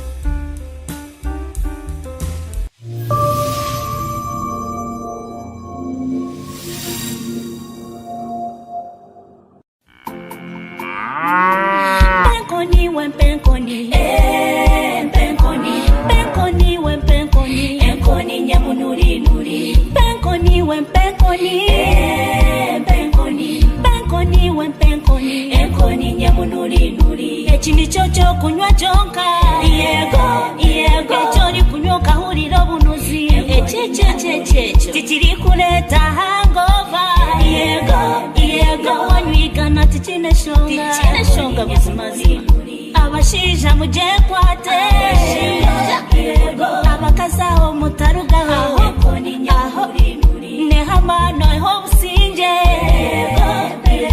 iwe just gitumye butumya Kony. Abanyayuganda mwena nimbanjura ekyokunywa ekirya mulembe ekinuzire ekibali kweta Kony. Nokinywera holi kwendera aholi hona eshaha yona tikine shonga. Nikikolebwa ba Sept Trading Company Limited.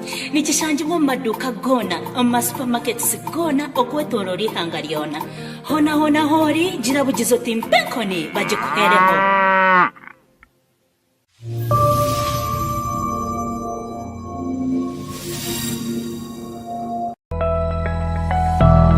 Aha, leka nkwanjulire abama Contractors Uganda Limited bano bakafulu mu kufulumya ebizimbisibwa eby'omulembe balina ekyuma ekikuba amatafaali ag'ebika eby'enjawulo ate nga galina omutindo gwa waggulu ddala nga ne bwolikuba wansi emirundi 10 terisobola kwabika.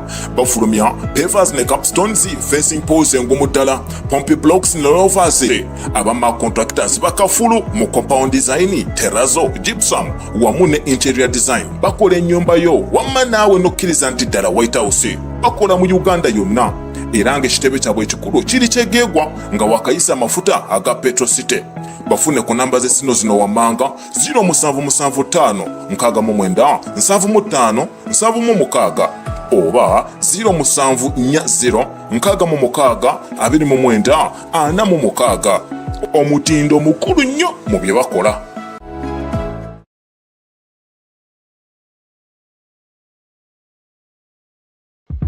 Welcome to Amax Suits Chegebwe. Planning a wedding, birthday, introduction, or family reunion, we have got you covered. Relax at our bar with both soft and hard drinks, perfect for every vibe. Unwind by the campfire, or dance the night away with our electrifying live band and disco. Our guest rooms are a true comfort zone with hot water, excellent toilets, and yes, chilled beds for a restful night. From serious meetings to joyful moments, we host them with all style and comfort. Join our meet carnival, street jam, or test your wits at quiz night. Need a peaceful moment? Our lovers park is made just for you. Find us in Chegwa Town Council, just 800 meters off the Kampala-Fort Portal Highway along Mpara Road.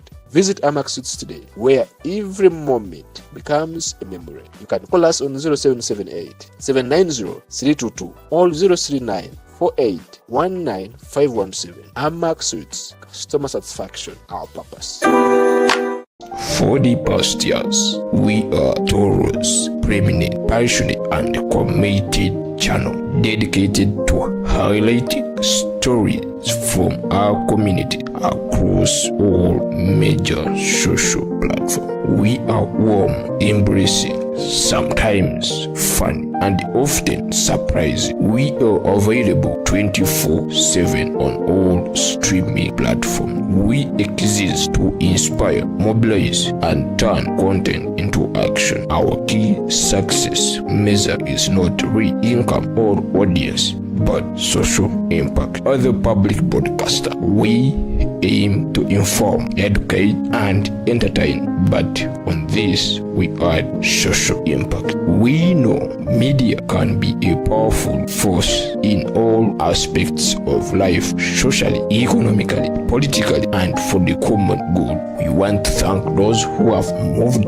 this journey with us, who have contributed to our content and marketing support. Our commercial partners, we thank you, and to you, our followers, our family, thank you for watching CTV, your voice.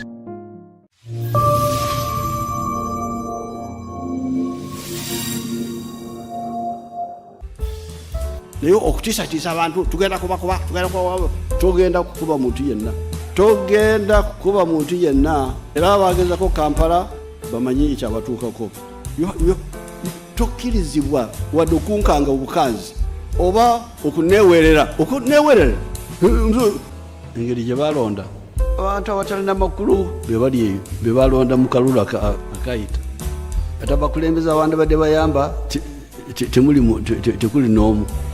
I hope they get to realize what exactly they are paying for, what they are sponsoring: genocide, murder, oppression, dictatorship. By this statement of the president, I actually think the president is now the patron of corruption in Uganda. Madam Speaker, if we don't take care of these boys and we think because they don't get pregnant, therefore they cannot be spoiled, we are not going to have responsible men leading homes. And therefore this government must invest now. That yes, we have seen the message, but it is the Honorable Ntabazi who sent it to you. She just confirmed, and now we're here. Mwana ba Black Mamba we ayingira koti nekuba abalamuzi nekuba abonna bali mu koti si mulundi gumu naye ng'erudde erumba koti abasirikale. N'olwekyo koti teziriyo, koti zawambibwa. Bank of Uganda gye tugamba nti banka yaffe yawambibwa, yensonga lwaki nakati tumaze n'omwaka nga tewali gavana, kubanga gavana y'omu mwami Museveni ne famire ye. Esente zonna sente zaabwe bazikozesa nga bwe bakola ki nga bwe baagala. N'ebitongole ebyanakyewa byennyini ebitali bya gavumenti nabyo biri mu buwambe. Mwalabye ekitongole kyaffe ekyabasawo nakyo nga bwe kyakoze eki bwe kyawambiddwa, ekyabannamateeka kyawambibwa, n'ebirala byonna biri mu buwambe. Mumbe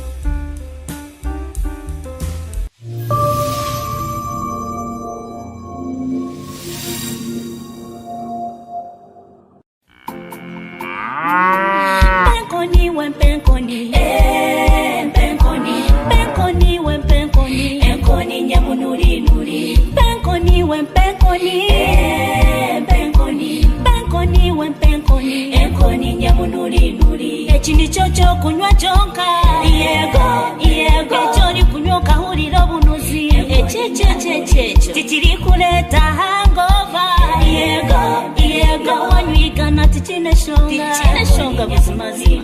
Abashija mujekwate, yego. Abakazaho mutaruga enkoni nyamunuri nuri. Nehamano eho businje, yego, yego. Iwe just gitumye butumya penkoni.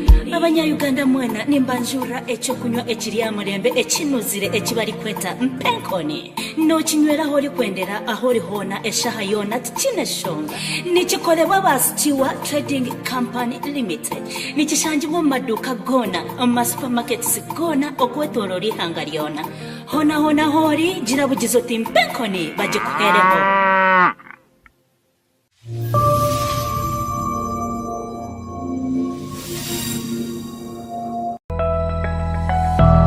Aha, leka nkwanjulire abama Contractors Uganda Limited bano bakafulu mu kufulumya ebizimbisibwa eby'omulembe balina ekyuma ekikuba amataffaali ag'ebika eby'enjawulo ate nga galina omutindo gwa waggulu ddala nga ne buli kuba wansi emirundi 10 terisobola kwabika. Bafulumya pavers ne capstones, fencing poles engumu ddala, pompe blocks ne rovers.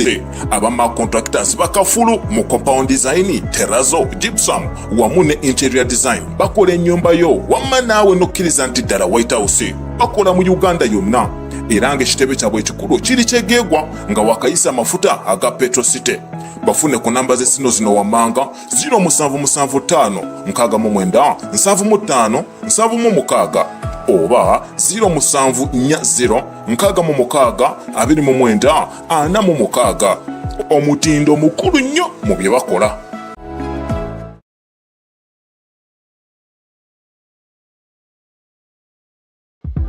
Welcome to Amax Suits Chegebwe. Planning a wedding, birthday, introduction, or family reunion, we have got you covered. Relax at our bar with both soft and hard drinks, perfect for every vibe. Unwind by the campfire or dance the night away with our electrifying live band and disco.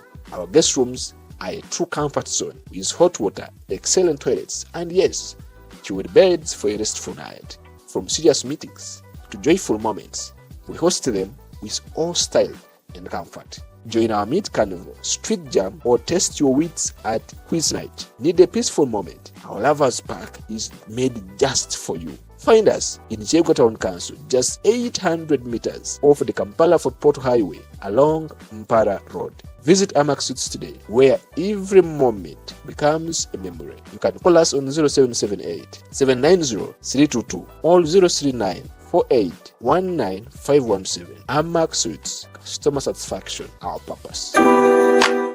For the past years, we are Taurus, preeminent, passionate, and committed channel dedicated to highlighting stories from our community across all major social platforms. We are warm, embracing, sometimes fun, and often surprising. We are available 24/7 on all streaming platforms. We exist to inspire, mobilize, and turn content into action. Our key success measure is not real income or audience, but social impact. As a public broadcaster, we aim to inform, educate, and entertain, but on this we add social impact. We know media can be a powerful force in all aspects of life, socially, economically, politically, and for the common good. We want to thank those who have moved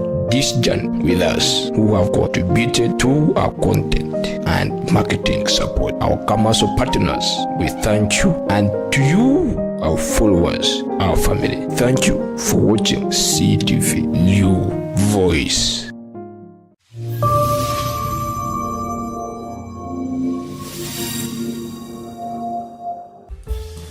Naye okutiisatiisa abantu tugenda kubakuba togenda kukuba muntu yenna, togenda kukuba muntu yenna, era abagezako Kampala bamanyi ekyabatuukako. Tokkirizibwa wadde okunkanga obukanzi oba okuneewerera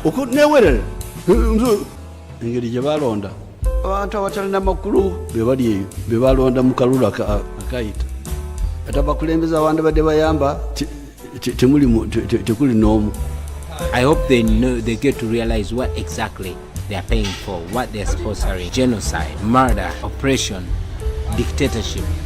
By this statement of the president, I actually think the president is now the patron of corruption in Uganda. Madam Speaker, if we don't take care of these boys and we think because they don't get pregnant, therefore they cannot be spoiled, we are not going to have responsible men leading homes. And therefore this government must invest now. That yes, we have seen the message, but it is the Honorable Ntabazi who sent it to you. She just confirmed, and now we're here. Mwana ba Black Mamba we ayindira koti nekuba abalamuzi nekuba abonna bali mu koti si mulundi gumu naye ng'erudde erumba koti abasirikale n'olwekyo koti teziriyo, koti zawambibwa. Bank of Uganda gye tugamba nti banka yaffe yawambibwa, yensonga lwaki nakati tumaze n'omwaka nga tewali gavana, kubanga gavana y'omu mwami Museveni ne famire ye. Esente zonna sente zaabwe bazikozesa nga bwe bakola ki, nga bwe baagala. N'ebitongole ebyanakyewa byennyini ebitali bya gavumenti nabyo biri mu buwambe. Mwalabye ekitongole kyaffe ekyabasawo nakyo nga bwe kyakoze eki, bwe kyawambiddwa.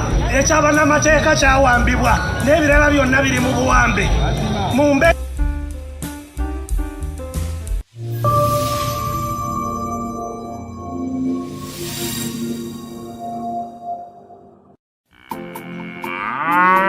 Penkoni wen penkoni, penkoni, penkoni wen penkoni, penkoni nyamunuri nuri. Penkoni wen penkoni, penkoni, penkoni wen penkoni, penkoni nyamunuri nuri. Echini chocho kunywa chonka, yego, yego. Echoni kunywa kahuriro bunuzi, echechechechecho. Tichiri kuleta hangover, yego, yego. Wanyigana tichine shonga buzimazi. Abashija mujekwate, yego. Abakazaho mutaruga ho, penkoni nyamunuri nuri. Nehamano ho businje, yego. Iwe just gitumye butumya penkoni. Abanya-Uganda mwena nimbanjura echo kunywa ekiri amurembe ekinuzire ekibali kweta mpenkoni. No kinywera hori kwendera ahori hona eshaha yona tikineshonga. Nikikolebwa basikiwa Trading Company Limited. Nikishanjibwa mu maduka gona, mu supermarkets gona okwetolora ihanga lyona. Hona hori jirabugizo timpenkoni bagikuhereho.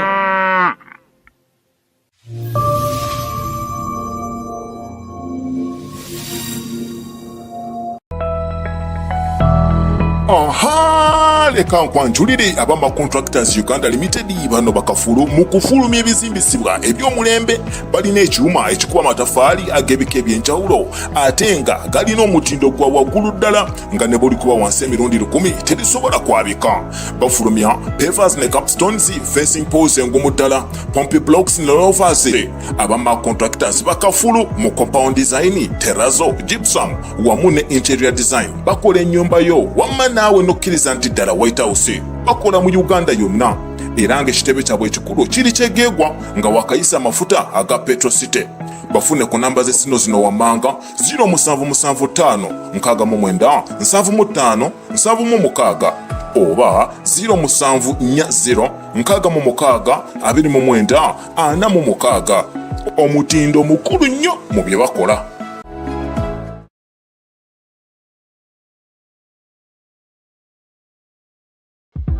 Welcome to Amax Suits Chegebwe. Planning a wedding, birthday, introduction, or family reunion, we have got you covered. Relax at our bar with both soft and hard drinks, perfect for every vibe. Unwind by the campfire, or dance the night away with our electrifying live band and disco. Our guest rooms are a true comfort zone with hot water, excellent toilets, and yes, chilled beds for a restful night. From serious meetings to joyful moments, we host them with all style and comfort. In our Meet Carnival, Street Jam, or test your wits at Quiz Night. Need a peaceful moment? Our Lovers Park is made just for you. Find us in Chegwa Town Council, just 800 meters off the Kampala-Fort Portal Highway along Mpara Road. Visit Amax Suits today, where every moment becomes a memory. You can call us on 0778 790 322 or 039 48 517. Amax Suits, customer satisfaction, our purpose.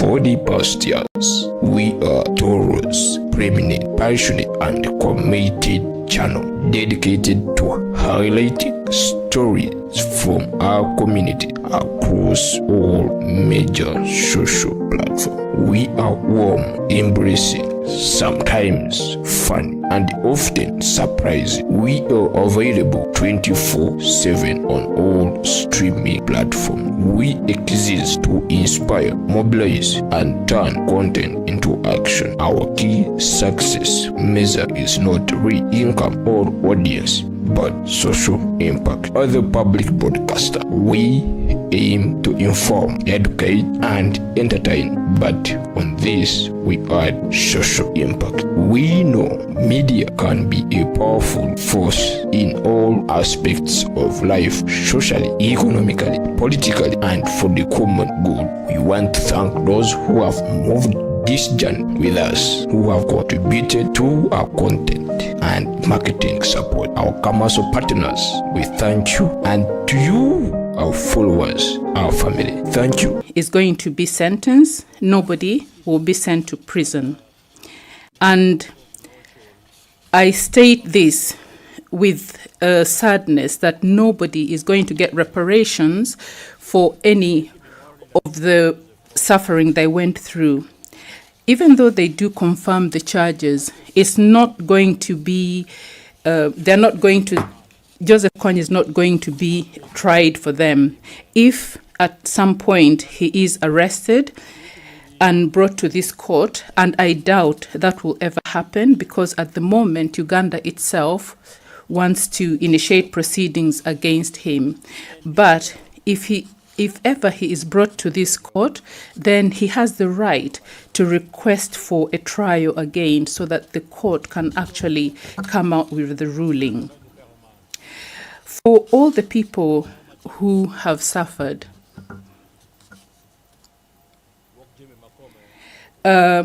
reparations or any other form of payments is not going to happen immediately. It's going to take time. It's going to take a long time. Even though the court confirms the proceedings and Joseph Kony is arrested, if he is tried, if he is sentenced, and reparation orders are issued, the victims of these, the victims in the current case will not receive the reparations immediately. Indeed, in 2025, the reparations proceedings are still ongoing, even after reparations orders were made in the cases of Lubanga, Amadi, Ntaganda, and Ongwen.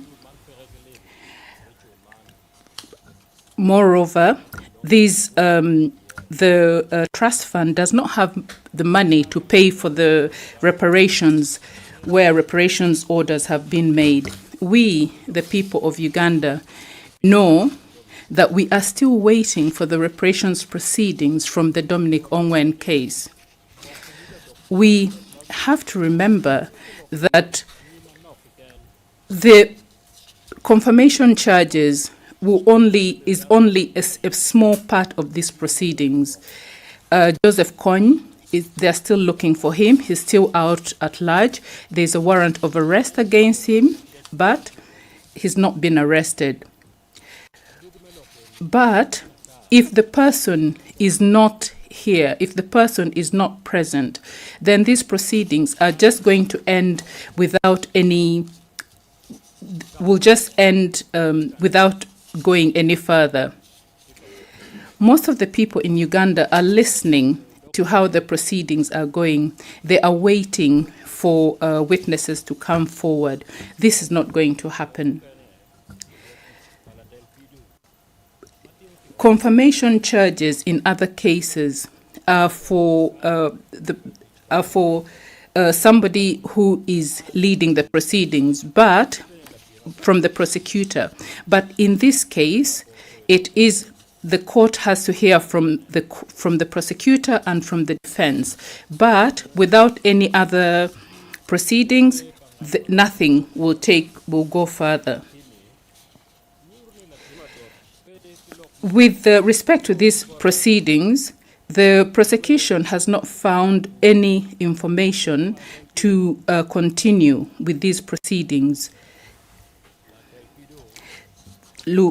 the prosecutor has shown everything that happened. They showed everything that happened in this court about 20 years ago.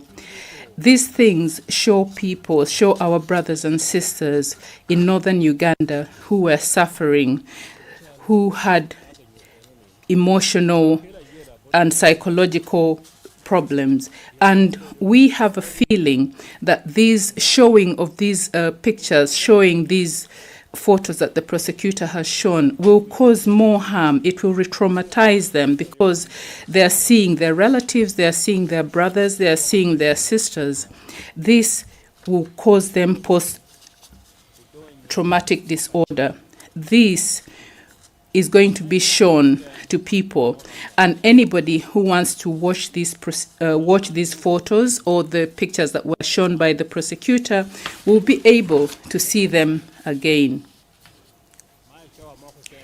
Anybody who wants to see the photos will be able to go to the computer, switch it on, and watch those photos. And without receiving any information from the people who were aware of it, we will not know whether these things actually happen. We do not know whether we'll be able to hear from these people. As the prosecutor decided to show these pictures are going to have terrible repercussions on the people in northern Uganda who are seeing these photos.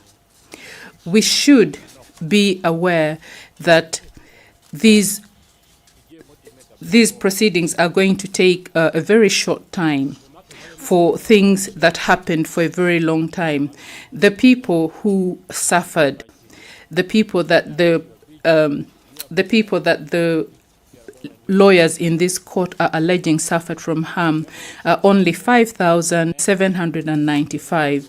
The harm that they suffered has to be looked into and they have to be paid. But we have to be aware that the number of these people is minute if we take into consideration the conflict in Uganda that started in 1986 and ended in 2005. We should also be aware that most of the victims are not going to get justice from these proceedings from the court, because the court in effect has a temporal limitation, looking at crimes that happened from July 2002 only, whereas some of the things happened prior to that. Most of this court is Ben.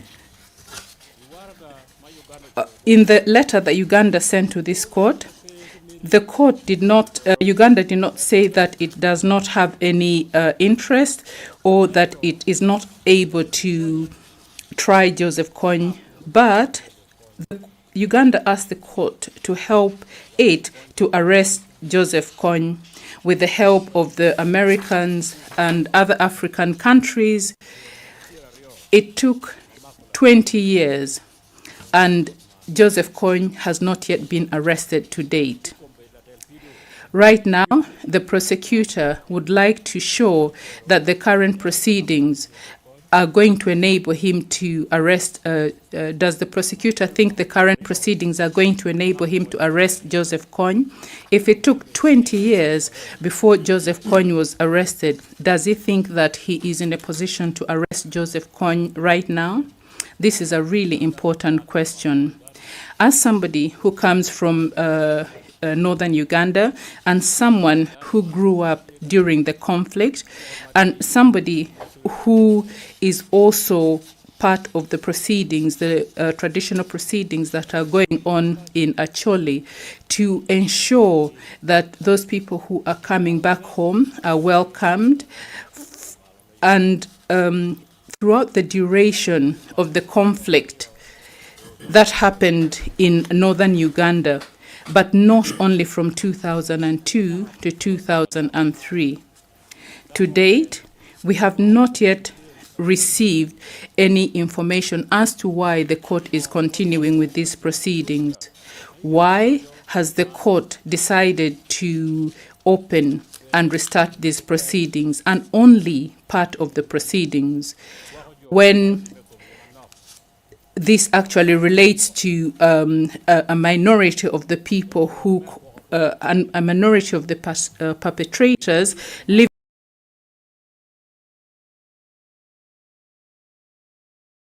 out a number of perpetrators. This in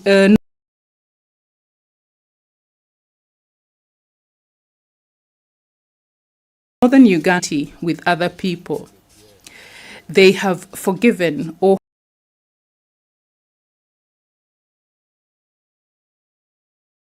have forgotten, trying to forget. Uganda has come up with means to stop Northern Uganda with other people. They have forgiven or have forgotten, trying to forget. Uganda has come up with means to stop the discrimination that happened among people, and we are very proud. I'm very happy for the time that I've been given to speak to the court, so I'm going to give time to my friend Liliana Tim, a lawyer from Uganda, to continue from there. Thank you.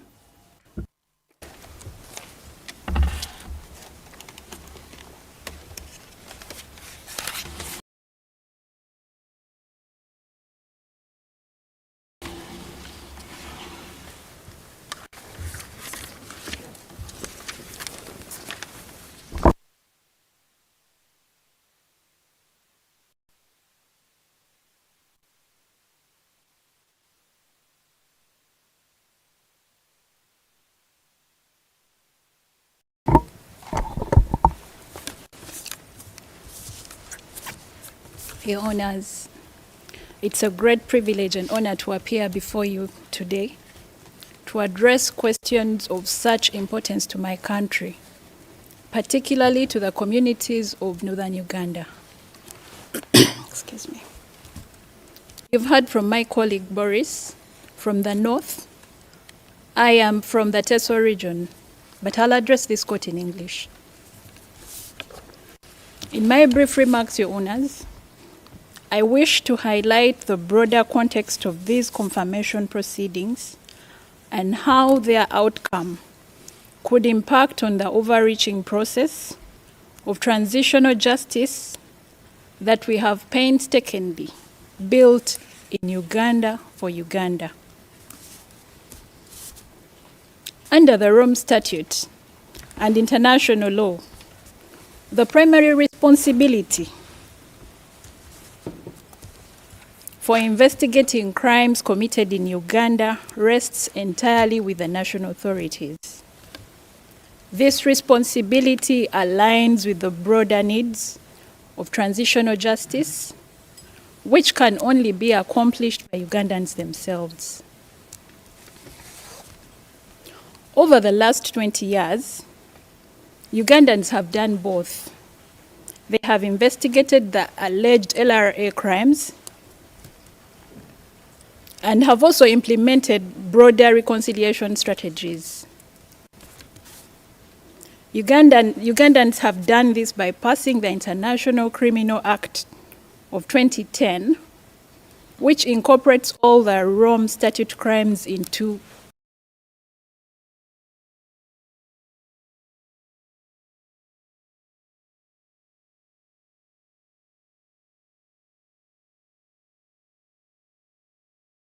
the domestic law.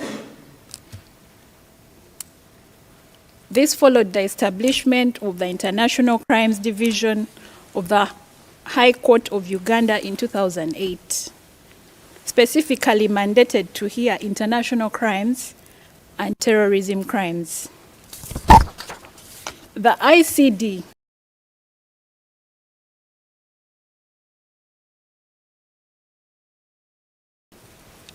recently completed the trial of an LRA commander, Thomas Koyelo, for crimes spanning the LRA's entire period of activity. Victims participated and a substantial reparations order was issued in their favor. In parallel, Ugandans implemented the Amnesty Act of 2000 to facilitate the return and reintegration of lower-level commanders, rather fighters, who surrendered voluntarily, and these include members of Joseph Kony's family. The community, including victim communities, largely support this reintegration, of course without diminishing the importance of justice and reparations. The National Transitional Justice Bill, now before the Ugandan Parliament, aims to establish a war crimes reparation fund for all victims of the civil war, not just those from specific cases or time frames. Meanwhile, the reparations award in the case of Dominic Ongwen has created bitterness and disappointment among those who did not qualify as victims, and very high expectations and growing impatience amongst those who did. And this is the context in which these confirmation proceedings are taking place after 20 years of dormancy. This context is highly relevant to the arguments the defense will make in its submissions. But ultimately, this court can only be a small part of the larger project of transitional justice needed to ensure everlasting peace and reconciliation. Of course, the defense's requests not to hold this hearing have since been rejected, and so the proceeding is taking place. These expressions remain relevant so that the people of Uganda can fully understand the context in which these current proceedings are taking place and the position the assigned counsel has taken. Over the past year, the defense team has had the privilege of months of exchange with the people of Uganda, especially those from the affected communities. As a team, we have seen how the country is trying to heal and pull together after the upheaval of 20 years ago, thriving in some ways and still hurting in others.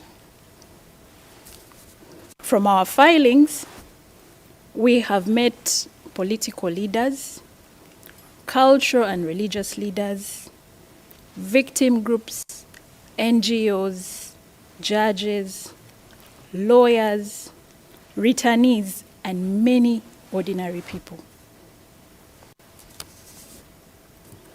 We've collected their views on the state of the nation, how best to expedite these historical events, their opinions on the ICC, and this process. Unfortunately, Your Honours, the words self-interested and experiment were repeatedly used to describe these proceedings. Ugandans find it hard to understand how these particular in absentia confirmation proceedings serve the interests of their country. A small fraction of these views have, totaling to nearly 100 pages of statements, were presented as testimonials to the pre-trial chamber for consideration. The public can access the same on the court's website under filing number 583. Thank you, Your Honours, for your attention. I now take it over to lead counsel. Okay, put this down.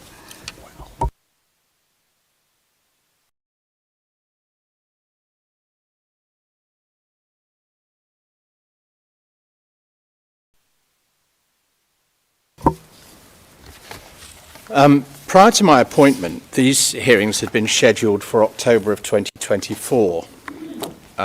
For a number of reasons, those hearing dates had to be vacated, and in December 2024, this chamber unilaterally set the present date. I'd like to dispel the myth that the hearings were delayed by 11 months because I asked for that. In fact, when invited to do so, the defence made no arguments at all as to when these hearings should take place and would have participated whenever the court scheduled them. Nonetheless, the defence makes no complaint about the amount of time it has in fact had to consider the material. Between us, we, the defence team, have read and assimilated the 11,000 odd documents disclosed over the course of the last year, and where relevant sent inquiries, requests and challenges to the prosecution throughout. Similarly, we've scrutinised the document containing the charges and the pre-confirmation brief. The highly experienced and, dare I say, extremely clever team of lawyers I have assembled is bursting to tell you that the charges, or at least some of them, are formally impermissible or legally incorrect. And, having reviewed the evidence, they're just as anxious that the lacunae in some of the foundational evidence is also highlighted. However, running alongside what might be termed normal case preparation has been the nagging uncertainty of what our professional responsibilities are in this unprecedented situation for counsel and a defence legal team. This is a very experienced team which can draw upon practical backgrounds in 5 separate national jurisdictions and every single one of the international tribunals. But still, for all of us, this is a novel situation.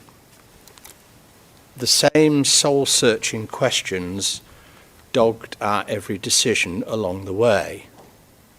Namely, what exactly can a defence lawyer argue without instructions? And what is in Joseph Kony's best interests? Can we assume that he would even wish to contest the confirmation of charges against him? Might he not prefer to waive any challenge and keep his powder dry for trial, or even to plead guilty? How would we be serving his interests by advancing even the most obviously meritorious arguments as to the form of the charges, when one,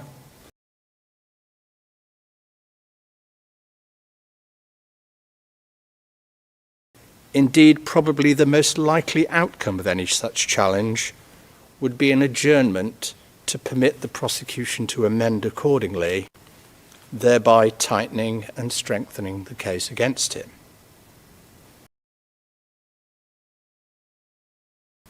How would it be in his interests to point to fundamental flaws in the prosecution's linkage evidence if that would only serve as a tutorial for its investigators, again prejudicing his position for any possible rerun of this confirmation of charges or at trial? How can we challenge evidence without instructions as to his likely plea, or his comments as to whether he accepted or challenged the evidence in the first place?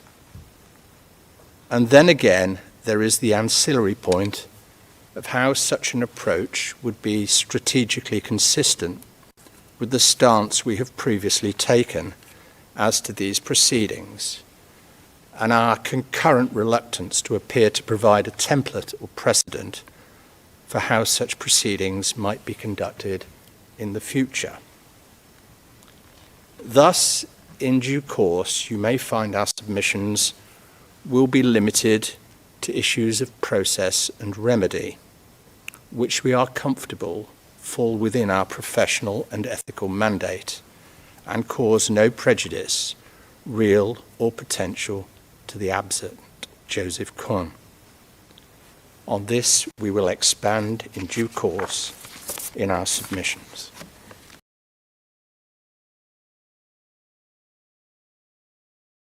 Thank you very much. Thank you very much, counsels. Yes, right. Very well then. We do have some time so that the prosecution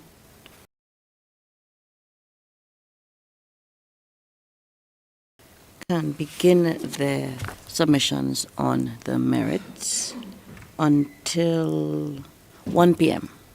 and then we will continue after lunch. All right then, prosecution, you have the floor.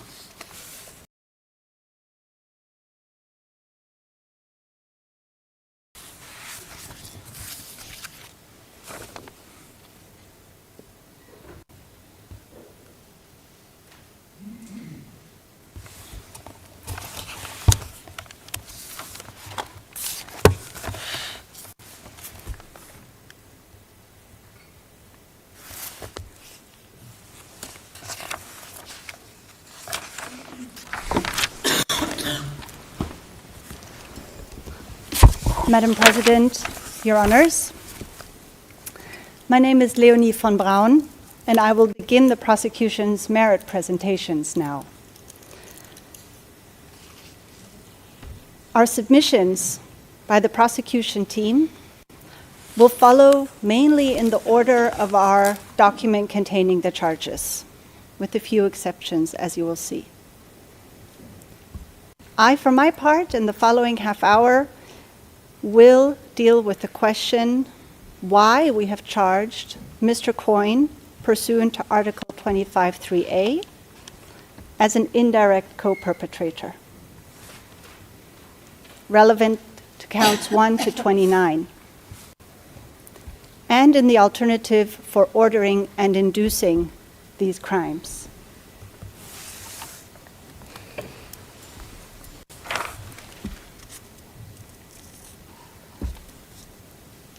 One moment, please. I'm not sure whether our presentation is on the screen. Now it is. Yeah? That screen is off. Okay. Yes. Evidence channel 2. Apologies, yeah. So just to recap very briefly, counts 1 to 14 relate to 7 attacks on IDP camps and the attack on the Lawala Girls' School. Counts 15 to 29 relate to the systemic crimes against women and children. In turn, today and tomorrow, my colleagues will address the evidence underpinning these charged crimes as executed by LRA fighters. Finally, our merits presentation will conclude by trial lawyer Henderson with the charges on individual perpetration of crimes. Now, Your Honors, let's look at the LRA.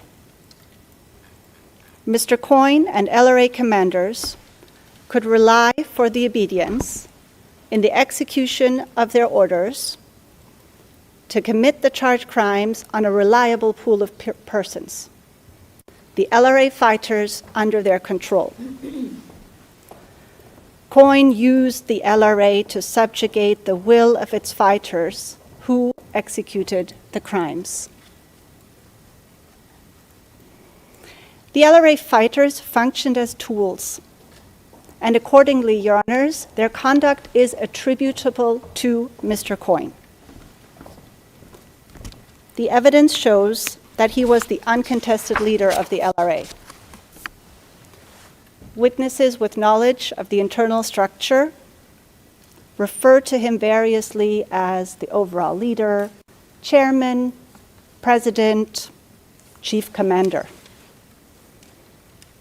I refer Your Honors to the references cited at footnote 7 of our brief. For instance, UGA OTP 01500063 at paragraph 12. Further, Mr. Kony shared a common plan with his second-in-command, Vincent O.T., and other LRA commanders.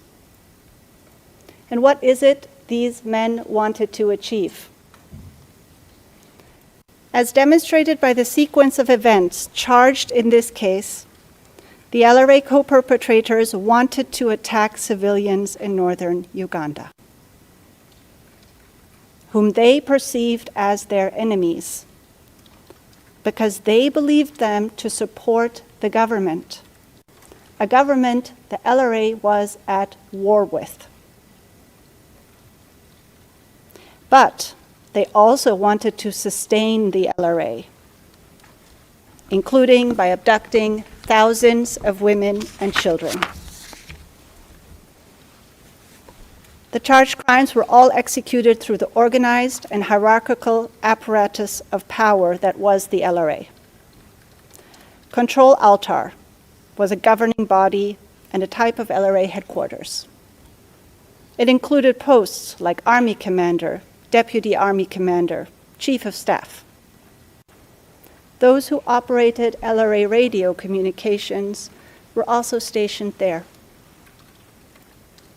There were 4 brigades: Sinia, Stokri, Gilva, and Trinkle, each led by a commander. The brigades were further divided into battalions, each equally led by a commander, and then further into companies known as COIs. From September 2003 onwards, Mr. Kony created a division called JOGO. In the charged period, the LRA numbers fluctuated, but the system of abduction ensured that there were always sufficient numbers of fungible individuals to support a core fighting group of at least hundreds of fighters. And I refer you to the evidence provided by P455 at UGA OTP 0000-865, pages 7 to 10. Now let's look at the men within this hierarchy more specifically, those who commanded this hierarchy. Throughout the charged period, Kony remained the uncontested leader.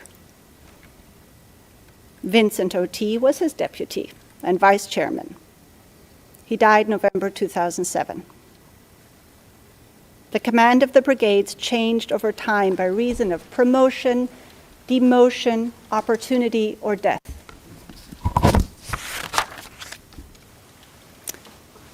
Let us have a look at the individual brigade commanders now in turn.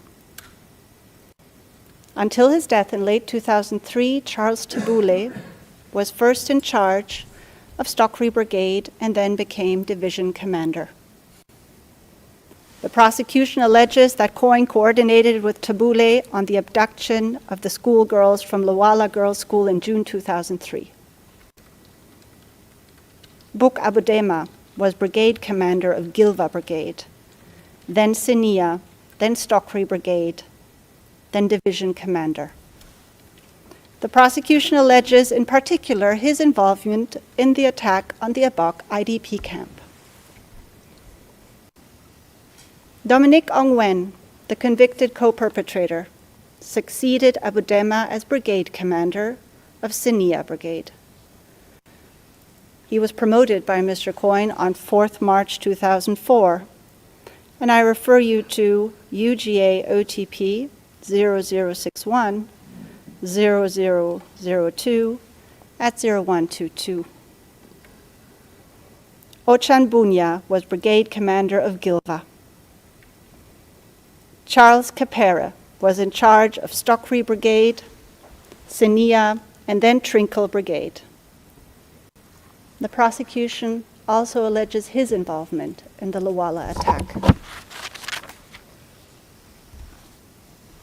Okoto Diambo was the commander of Trinkle Brigade, then Stokri Brigade, Gilva, and then he rose to Deputy Army Commander and Army Commander.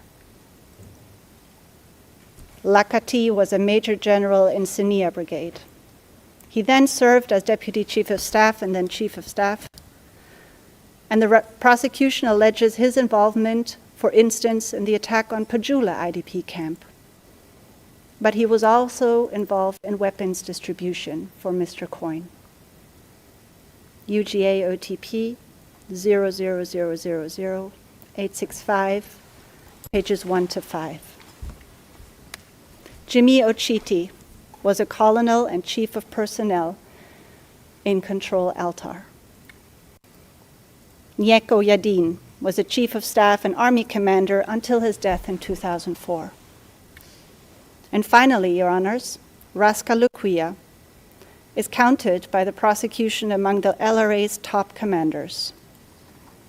He consistently held high-ranking positions as deputy army commander and army commander within the LRA. For the duration of the period charged, it was at least this group of men who collaborated with Mr. Kony, acting under his command, to use the organized and hierarchical apparatus of power as a means to control those fighters who executed the charged crimes, subjugating LRA fighters to their will. For the evidence on each commander and his role, I refer you to footnotes 9 to 19 of our pre-confirmation brief, more specifically. Your Honors, up to 4 times daily, these commanders would connect with Mr. Kony via LRA radio and report to him. And we have collected these communications, and they are evidence in these proceedings. They also met Mr. Kony either in Uganda or the Sudan. Insider witnesses, whose statements are before you, explained that Mr. Kony issued orders through Vincent O.T., who would pass them down to the brigade commanders. They, in turn, would implement through their fighters assigned to the brigades. Their descriptions overlap consistently.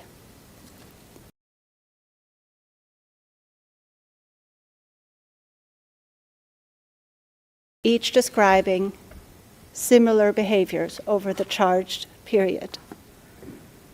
Their descriptions are corroborated by intercepted.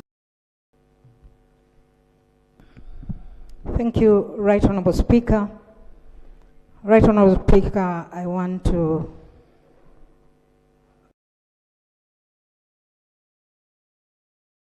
also exercised control over the charged crimes in counts 1 to 29 by virtue of his essential contributions. All his essential contributions are directly linked to the attacks on the IDP camps, the abduction and enslavement of people, and the use of children in hostilities. The evidence is clear on this link. Throughout the charged period, Mr. Kony regularly issued orders to LRA commanders to attack, kill. The reports that we've given out have gone beyond 6 months. It is a constitutional provision, and you saw to uphold to this constitution. Secondly, there is a precedent that was set in this House. On the LRA, these orders were implemented. Kony felt unsupported by civilians in northern Uganda. One such example demonstrating his internal thinking is an example from a logbook of the early charging period in October 2002, of which there are many in the collection. Kony calls Acholi stupid. He wishes all of them are killed. He mentions that the LRA will produce a new Acholi tribe, which will be much better than the present one. He orders the LRA to start waging havoc, and that only LRA remain in Acholi land. UGA OTP 0068 00002 at 0058. Witness P138 describes attacks on civilians in Iteso as a response to the establishment of local defense units and Kony's resentment against civilians who had moved to IDP camps. UGA OTP 0000607, page 22 and 25. I will now set out a few examples of such orders to kill civilians.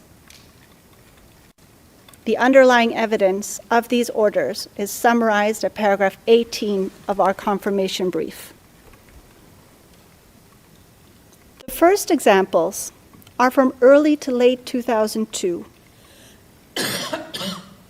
Among them is an order to start serious killing the people across northern Uganda.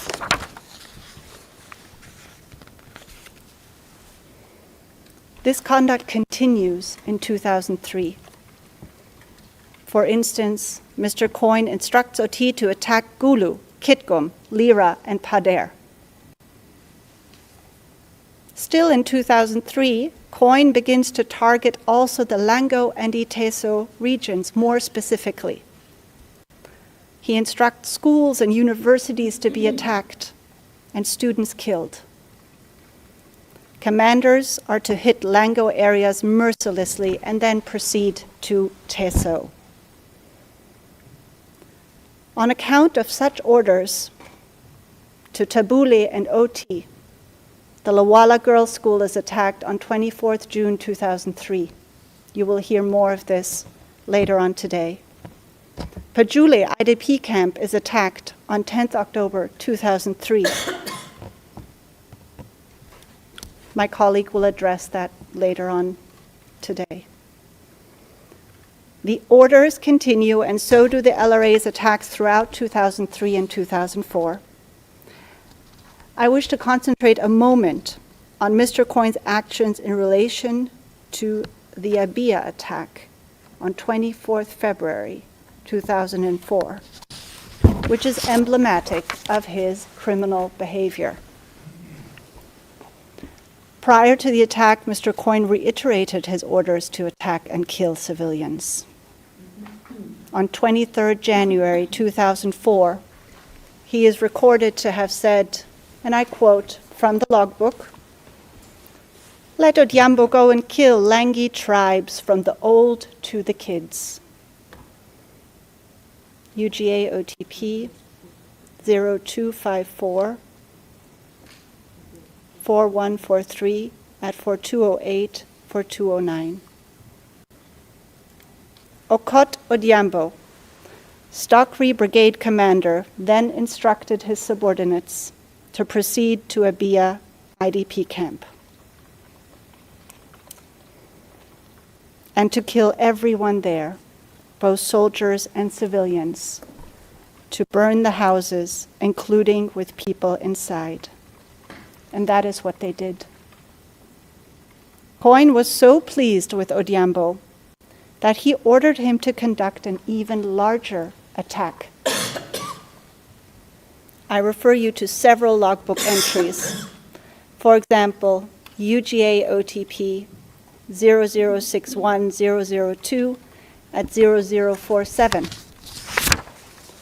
or UGA OTP 02427309 at 7364, as well as the testimony and statements of several LRA insiders, which we have summarized at footnotes 252 to 254 of our brief. 3 weeks later, Your Honors, the LRA attack Barlonio IDP camp and kill over 300 people there. After this attack, Odhiambo reports back to Kony, like he's done previously, like he's used to doing, around 23rd February 2004. He says to Kony, "The deaths were overly many. No living thing could be seen there." UGA OTP 0132 0026 at 0040-0044. On 13th March 2004, Mr. Kony promotes Odhiambo from colonel to brigadier. The LRA attacks continue pursuant to Mr. Kony's orders and result in killing, pillaging, enslavement at the charged attacks of Odek, Pagak, Lukodi, and Abok. But Mr. Kony's essential contributions do not stop there. The evidence demonstrates that the LRA, under his authority and under his directions, abducted thousands of civilians. P71 explains that the order issued by Kony was to recruit civilians to join the army, and that this was a standing order. UGA OTP 0228-3708, pages 3730 to 3733. A demographic analysis of data of returnees resulted in a count of almost 11,000 abducted persons.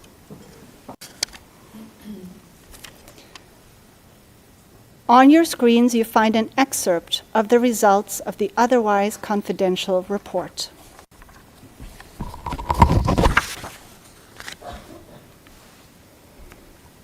The data is sourced from UGA OTP 00001133, page 3. Among the registered abductions, 22.6% were women and girls, and 77.4% were men and boys. This data supports the allegation on how one of the main aims of Kony was to abduct, to recruit fighters. Even more importantly, the data shows that 56.5% of the abductees were below 18 years old. This supports the assertion that Mr. Kony's aim was to sustain the LRA as a fighting force by creating an army of children. However, please note, Your Honors, that these figures are conservative. Only about 43% of all abducted children were actually registered. The actual numbers are most likely much higher. UGA OTP 00000942, page 3. And Mr. Kony also issued orders to abduct women. Insider witness P0233 testified that abductions of girls occurred habitually based on Mr. Kony's orders. UGA OTP 00000603, page 46. P205 testified that in 2002, prior to an operation, Kony issued an order to abduct beautiful girls, stating that, and I quote, "Whoever did not have a wife was going to get a wife." UGA OTP 00000657, pages 20 to 21. In this entry of 12th May 2003, Kony instructed his commanders that now they should seriously embark on abduction, that what he wants now is that many schoolgirls should be abducted and brought in the bush because they will help them as wives. For the record, UGA OTP 0068-0146 at 0161. Children, both girls and boys under the age of 18, were also systematically abducted. In a police report of intercepted radio communications from 6 May 2004 Mr. Kony ordered Vincent Ot and Raska Lukuya to abduct many children to replace escapees and defectors. And Lukuya answered that he will. UGA OTP 00170187 at 0189. Insider witness P70 testified that the standing orders concerned children who could walk, who could help you carry luggage, who could be trained to be fighters, age 10 and above. UGA OTP 00000598, page 28. Insider witnesses describe how Mr. Kony devised and enforced the rules governing the mistreatment of abducted women and girls. For instance, young girls were first made babysitters called Ting Ting, and matured girls were forced to become wives. My colleague, Ms. Sanyo Ndegira, will today present the details on this and how this was implemented in practice. Kony also decided on the distribution of abducted women within the LRA. In a logbook entry of June 2003 from UGA OTP 0068 0146 at 0229, which appears on your screen, Mr. Kony gives precise instructions to an LRA fighter named Angola. Angola should give one lady to OT, keep one for himself, and then he instructs Angola to attack seriously in abducting more schoolgirls to replace their old women. P138, a former LRA member, and I quote from his transcript here now at UGA OTP 0000607, page 28 to 29.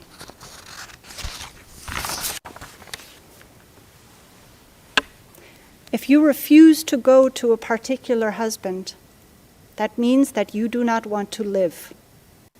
That means that you will be killed, and you will be killed immediately.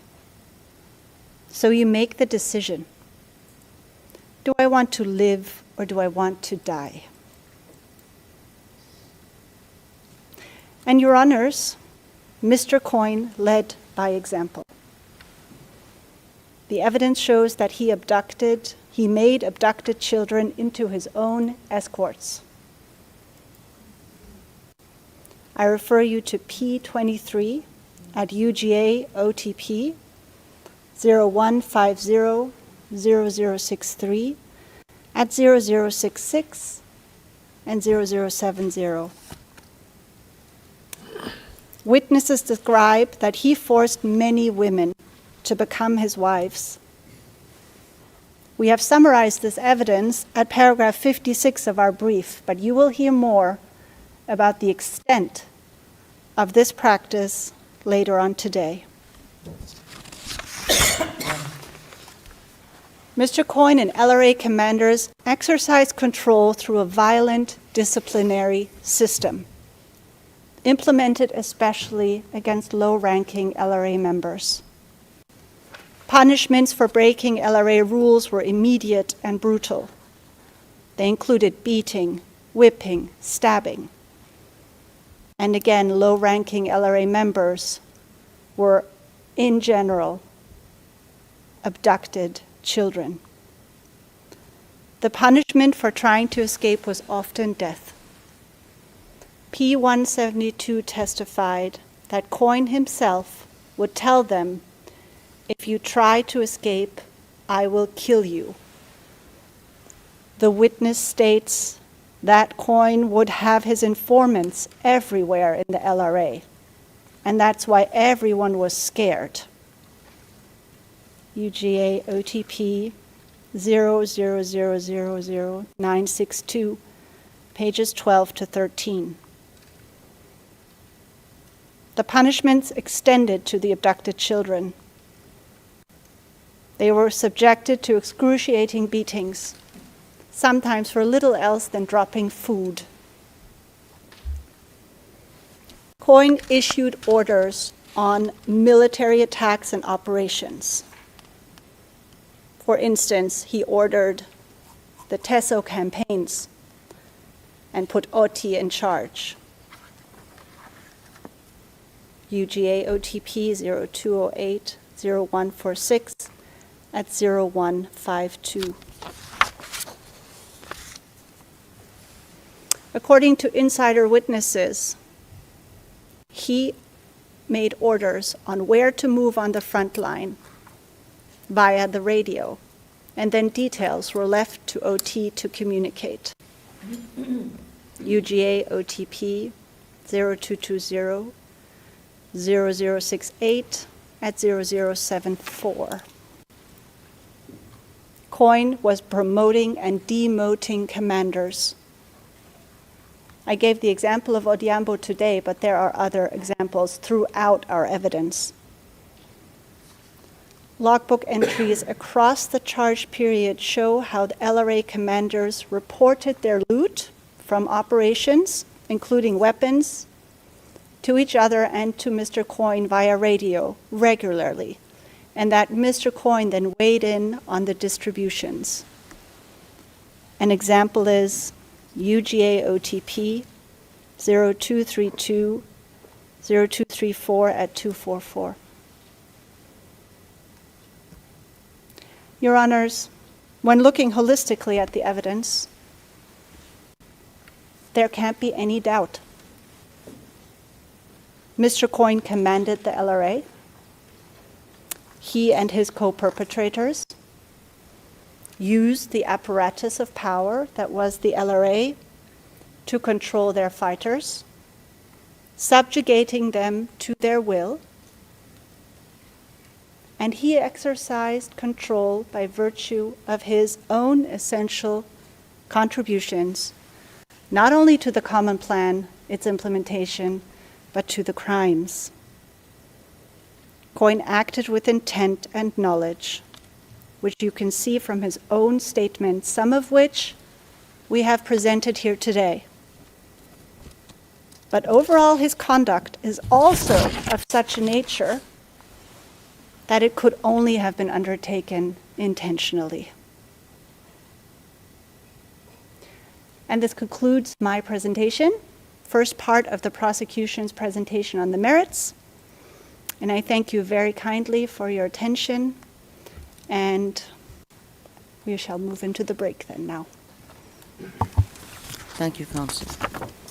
All right, so it is a minute or two before 1. We deem it to be 1 o'clock, and we shall be back at 2:30. Someone correct me if I'm wrong.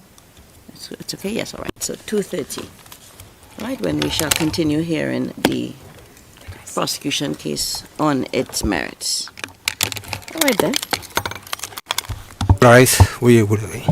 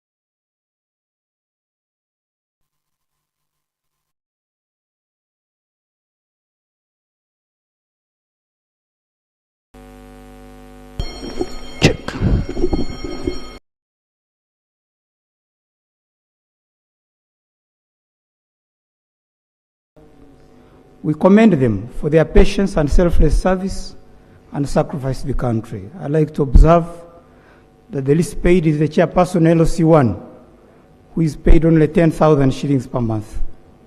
It is so little that we can't pay it to everybody every month, so we we aggregate it and pay it annually, 120,000. His Excellency the President has directed that the remuneration of political leaders be enhanced with effect from 2026-27.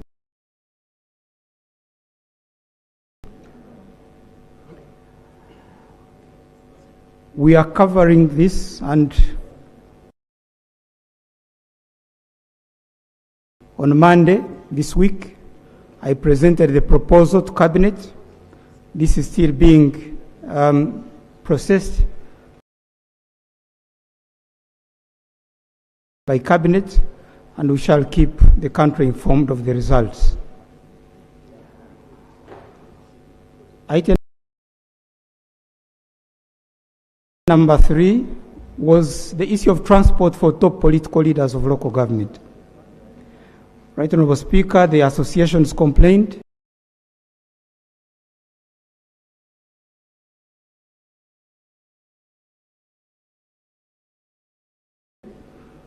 we've not provided vehicles for the top leaders of the local governments. This time we provided bicycles to all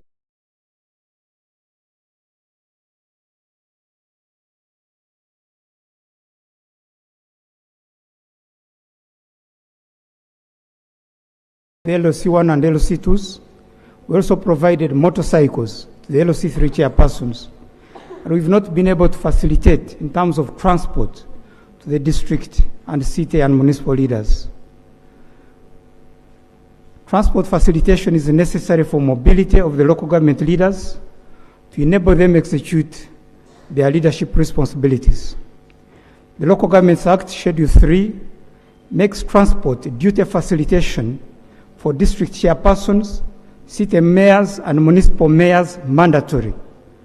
But for the speakers, it should be monetized.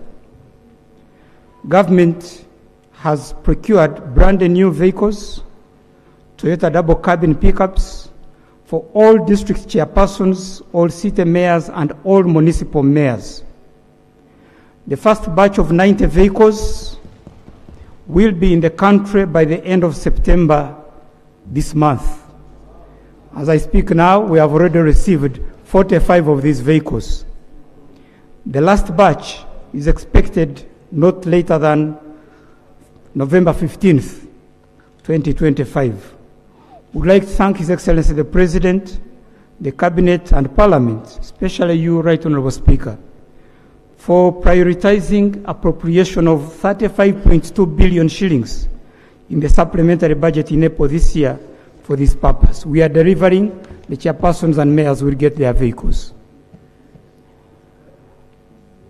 Number 4 was on staff recruitment.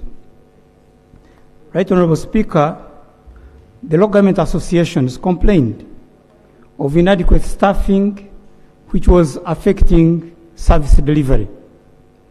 We do agree that adequate and well-trained staff is sine qua non, indispensable condition for efficient service delivery in local government.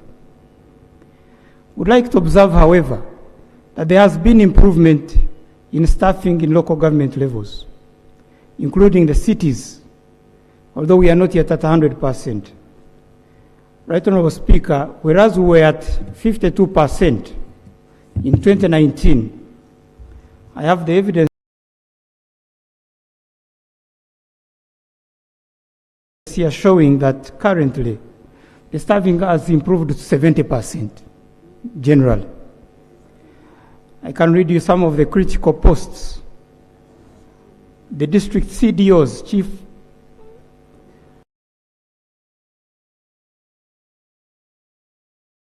Commercial Development Officers, they are at 81% in the 135 districts. The Principal Human Resource Office managers are also at 81%. The district education officers, when I say at this percentage, I mean it. We have 96 out of 135, which is 71%. The district health officers are also at 71%. The district engineers, this is the least staffed, are at 27%. We only have 36 out of 135. The situation is not different in the cities because in the 10 cities,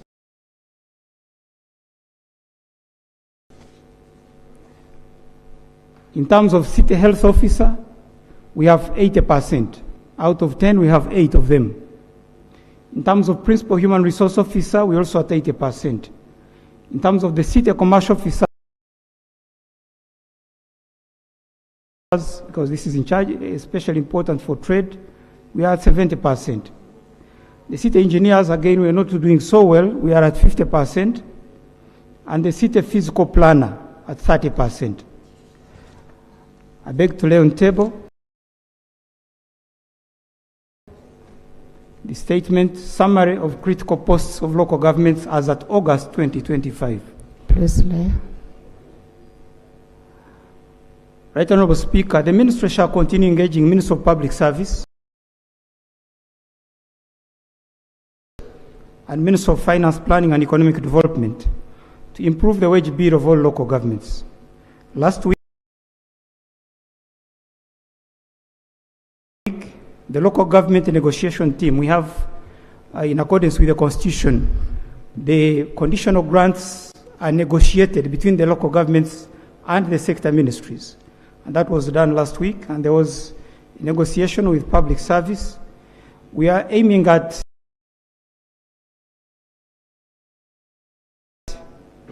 carrying out realistic wage analysis for these critical posts so that we have substantive officers. Government has provided road equipment to all the districts, although some are reported to be in poor condition, and 13 of the districts got partial units. Government undertakes to procure a full set of road equipment units for all the cities, and some critical equipment for municipalities next financial year.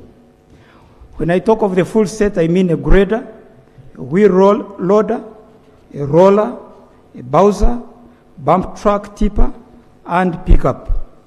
And we shall do that. Issue number 6 was the road fund for town councils and sub-counties. The local governments, through the associations, pointed out that we have not provided road fund for the newly created town councils. And I think this is right. But as pointed out, the local governments have been negotiating with the Minister of Works on this. And it's not good because inadequate funds for lower local governments affects the mobility of the citizens in the rural areas especially, and affects the implementation of PDM. So I'd like to confirm that Minister of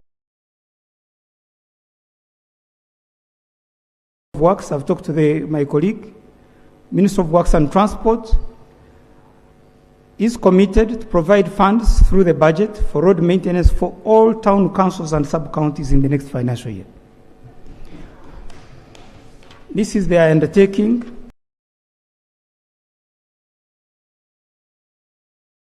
I don't know whether the minister is here, if he could respond to that, why not now? But that would require perhaps a supplementary budget. Issue number 7, very important as well, the issue of physical planning grant. Right Honourable Speaker, this comes especially from the urban authorities. Uganda is one of the countries with a high rate of urbanization. Our projection is at about 5.3% per annum. Indeed, colleagues, you know that when you leave home, you go back after a year or two, you'll find the growth centers in the rural areas have already grown into trading centers. It is important, therefore, that we plan for this urban growth so as to avoid slums and other pitfalls of poor or failure to plan. Honourable colleagues, in the last 2 financial years, government has been providing 2 billion shillings in totality for physical planning for all the urban councils. And we've only been able to cover 40 urban councils. I'd like to give relief to the urban authorities and to honourable colleagues. I personally discussed this matter with His Excellency the President last Monday, not this one, the last week, and he directed that we increase this provision substantially so as to cover all cities, municipalities, and town councils.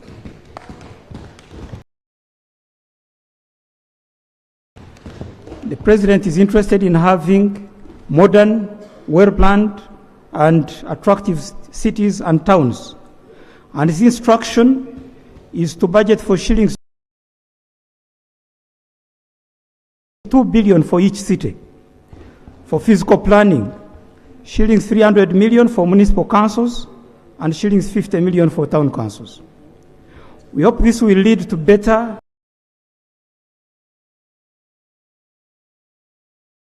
livable and attractive towns.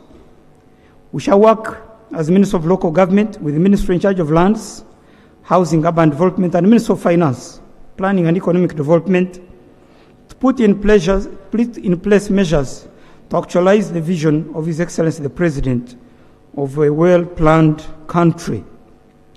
We call on the local governments. This kind of relief should result in better physical planning of our towns. So strengthen our resolves, colleagues in local government, so that we put our towns to good standards. As ministry is affected, we shall strengthen our capacity for supervision and monitoring of this undertaking. Issue number 8, centralization of local government revenue. Right.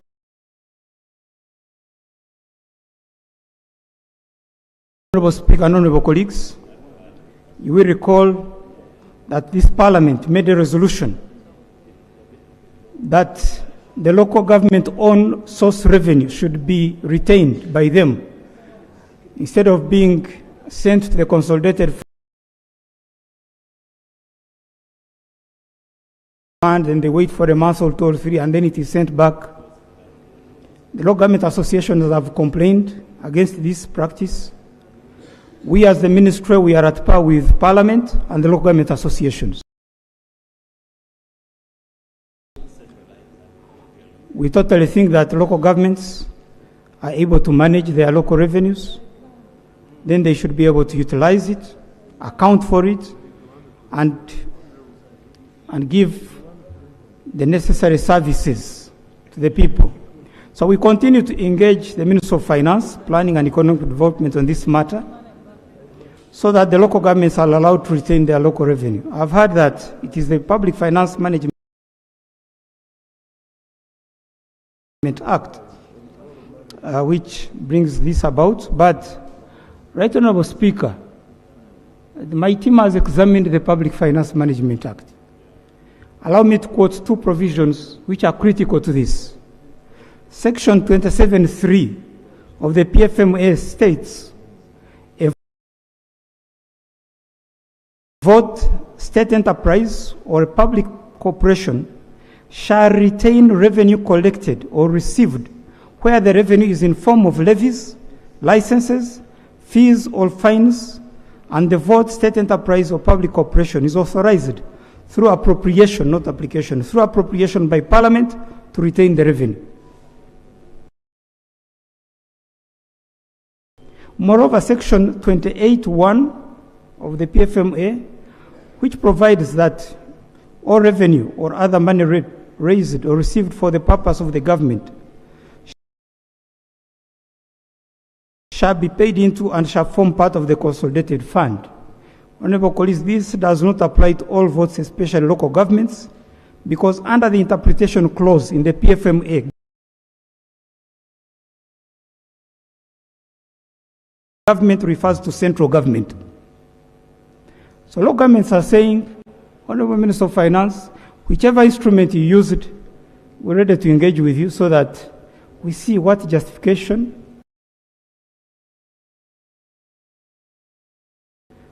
money has to be removed from Kisoro. It comes here, we look at it, and then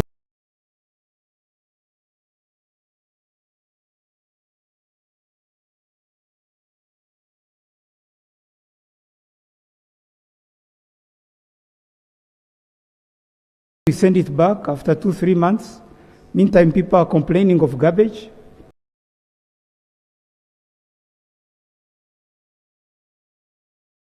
Meantime, the councillors are not yet paid. And then it has caused us a little bit of friction between the local governments, because there is a sharing arrangement for local revenue now.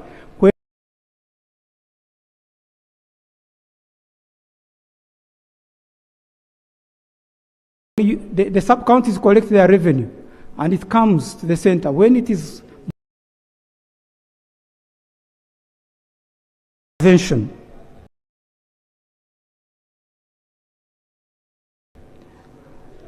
Right Honourable Speaker, government appreciates the work done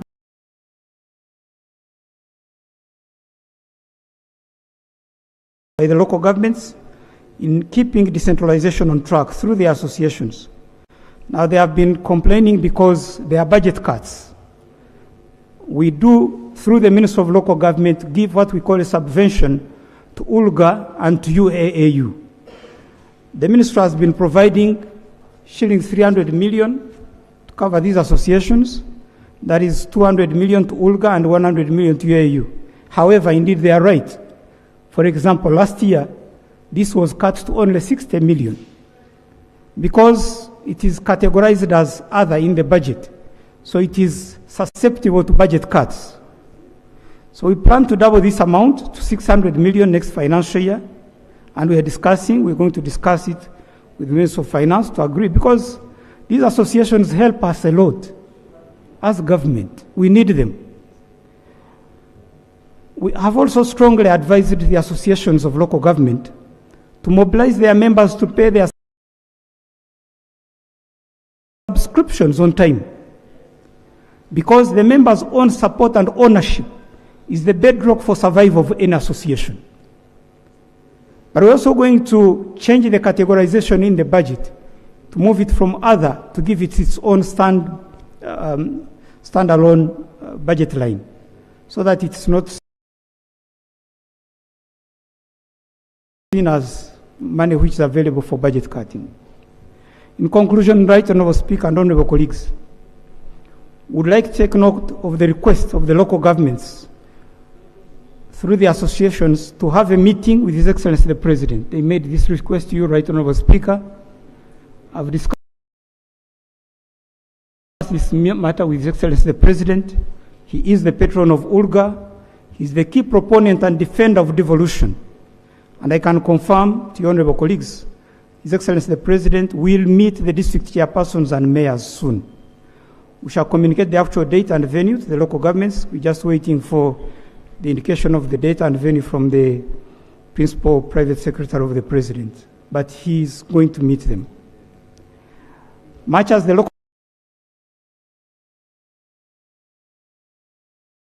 governments in their opening statement decried what they called deteriorating quality of service delivered at the local government level across the country, I wish to correct this impression.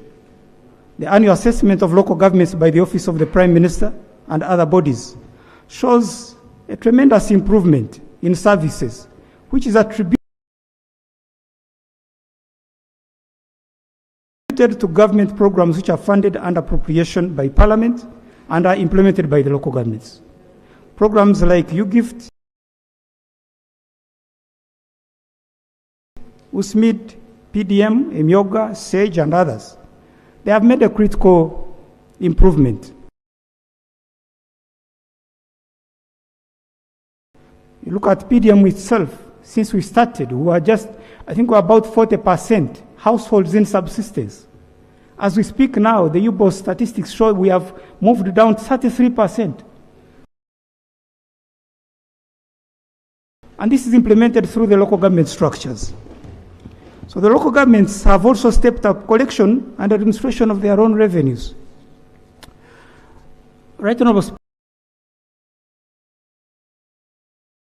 Speaker, whereas the urban authorities in 2021-22 collected 29 billion, last financial year collected 51.3 billion. The districts generally have moved, they are now towards 300 billion. And this is because of digitization, but also more active understanding that they need their own local revenue. So for me, the situation is promising. Our task ahead is to deepen decentralization, to defend it and not to weaken it. This is because it is a key policy of government for service delivery, for wealth creation, and for mobilization of the communities. I beg to present this statement to you, Right Honourable Speaker. Thank you, Honourable Minister, for the response and action points. And when you hear the local government team saying deteriorating service delivery, you look at what you have just talked about, the human resource. In most of these districts you go, classes are empty, there are no teachers. The hospitals, the hospitals don't have medics. So they are right to say that there's a deteriorating service delivery. The roads are in poor condition because they don't have equipment.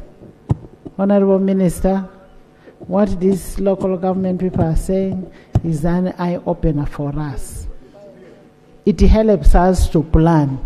We should not sugarcoat it and say that everything is okay because we have PDM and whichever. But for us to reach to the end user of PDM, the road should be worked on. We need the road to be worked on. How do we collect that money then if these people do not have the workers to do that? So I think these people have a point which we must handle. We must resolve it. Honourable members, you've heard. But also on the issue of the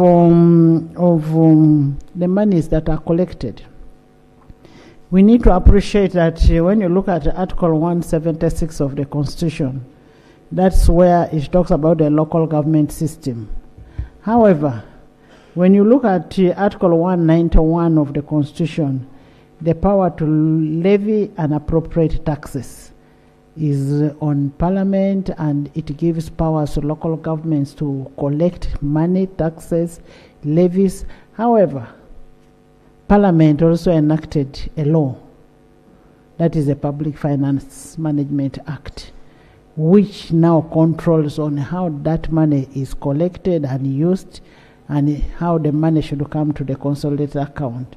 Maybe one thing that we should request is when these districts collect money and they budget for that money, the money should be sent to them to be used early enough, not sending the money at the end of the financial year and the money bounces back. Yes, members, you've heard the report. Omara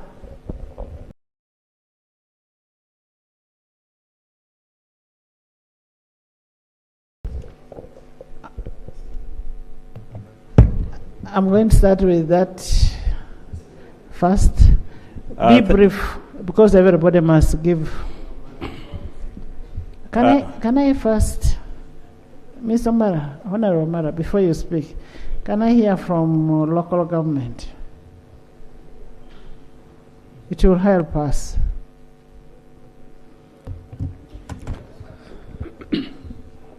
Thank you, Right Honourable Speaker. Right Honourable Speaker, I would like to appreciate the Honourable Minister for addressing the issues that concerned. But the major issues, Right Honourable Speaker, for example, on the road equipments. When we traverse all the districts in this country, the major concern of the districts are on road equipments. Most of the equipments that were supplied, many of them work for less than 1 year. They are all grounded. And many of the districts, they cannot afford to repair those equipments when they are spoiled. Right Honourable Speaker, looking at the procedures of borrowing the equipment, we have regional offices. We have one in Gulu, Barara, Bale, Soroti, but those regional offices, wherever the districts move to borrow the equipments, they don't supply them, and we discovered that many of them are giving those railroad equipment for hire. They are hiring those equipments. In fact, they are working money instead of helping the government offices. Honorable Speaker, the minister needs to be very serious. You're saying the regional offices hire to districts? No, regional offices, some of them hire to local contractors. To local contractors. Exactly. So the problems is quite huge. Honorable Speaker, on the payment of our local leaders, this is very serious concern, Honorable Speaker. That is going to be sorted out. Exactly. We are going to budget for that money. Effective July, these people will be getting sufficient amounts. Thank you. Finally, Honorable Speaker, on the centralization of local revenue, this is another problem. We have discovered, Honorable Speaker, that many of the districts, the local councils were not sitting. Because wherever the district collects local revenue, they send to the central government. And for money to go back from central government to local government is a tug of war. The accounting officers normally... What is your suggestion? I want whoever is bringing an issue should be able to give a way forward. What is your suggestion? Now that you enacted a law on Public Finance Management Act? Honorable Speaker, our suggestion is let the local government collect local revenue and manage. Let them submit in the accountability of the money they collect. How do you now reconcile it with the Public Finance Management Act? I want us to speak as legislators. Okay? You enacted a law. Which is section 27(3)(a) of the Public Finance Management Act. You get it, eh? Then 28(1). How do we cure that? The only way you can cure is to bring an amendment. Exactly, yes. You get it, eh? Exactly. You will not continue lamenting in this house when you know the power. You are the ones who created this, and the power to remove this is still in you. Honorable Speaker, I recall Honorable Betty raised this concern and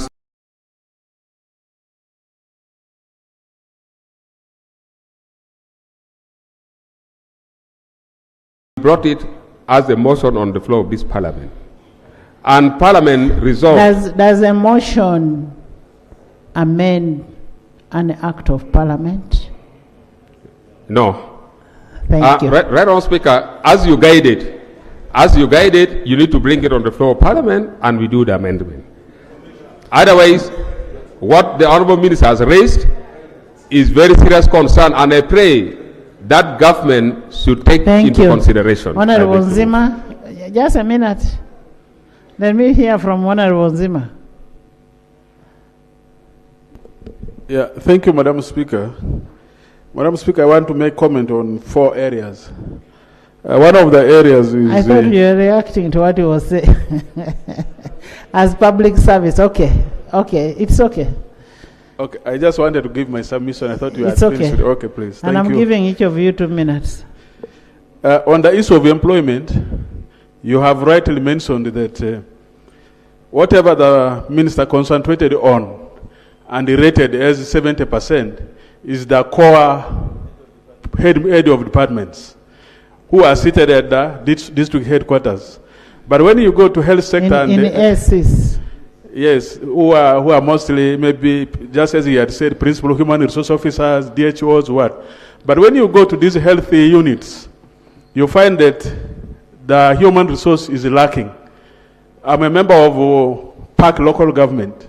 Most of the districts, their rating for teachers and health workers are below 50. I was talking to one of the persons who called me from Herua Health Center. He was telling me the whole health unit, grade 3, had only 2 midwives.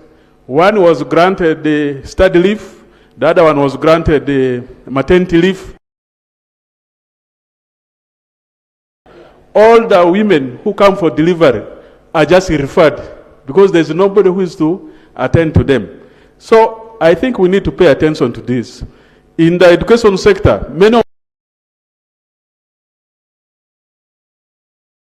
of the schools do not have even teachers up to 6 or 7. No. Some of them have 5, 3 and the rest. There was a school where they were circulating that all the children failed.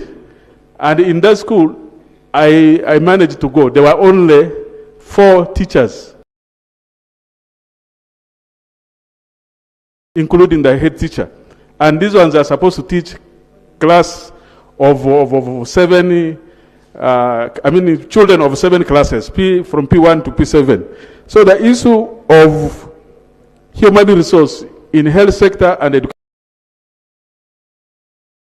we should look into it. And then 2, the minister made a statement here that all the town councils are going to be given road fund. But we are aware that some of these town councils are even sub-counties are still sharing money with their mother sub-counties. For example, I have K sub-county where Lobe Town Council was created and the Arilo. These ones are still relying on money given to K as their mother sub-county. Now, if we are saying here that Ministry of Works is going to give money to all these other sub-counties and town councils, and yet these town councils do not have IPF, their integrative planning figures, as a separate. How are we going to channel this? The best I knew was that they were giving 50 million for this new town council.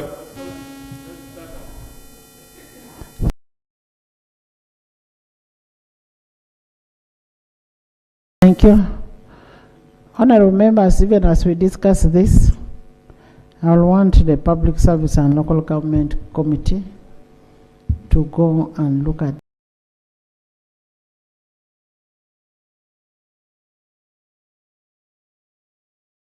these issues that are on ground, to harmonize what the petition is raising vis-a-vis what the minister's response is. I also have a report from the shadow from opposition, and this will form the budget framework paper. If we are saying that we need 30 million for training, then it should come out from the committee as a recommendation to form what should be put in the budget framework paper for us to consider it in 2026-2027 budget. Thank you so much, Right Honourable Speaker, for giving me the opportunity. I want to thank the Minister for his report, and I want to respond to 3 areas. One, on the issue of centralization of government revenue.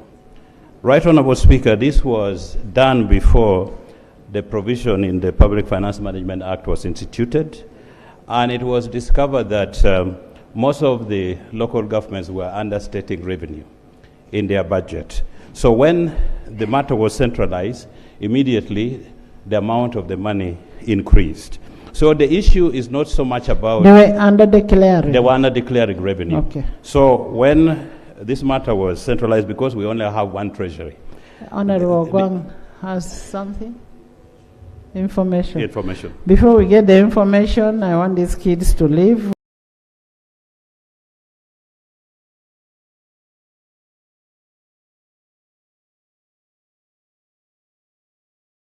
We have in the public gallery this afternoon pupils from Alpha Nursery and Primary School, Kapchora. Kapchora, welcome. They are represented by Honorable Cheptori Sam and Honorable Chemutai Phyllis and Honorable William Chemonges and Honorable Adid. You're welcome. Thank you for coming all the way from Kapchora. Join me in welcoming them. Thank you so much. Thank you. Then we have students from pupils and teachers from Dr. Ambrose Soli. Memorial Primary School, Agago. They are represented by Honorable Akelo Beatrice Okori and Honorable Lagen David and Honorable Okot Amos. You're most welcome. Thank you for coming. Thank you so much. Honorable Guang, we are on debate. Come on. Madam Speaker, I just wanted to give some information to my colleague. Honorable Okot Amos is the one representing them.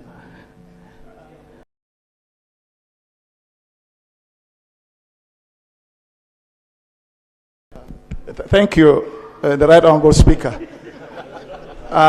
You know,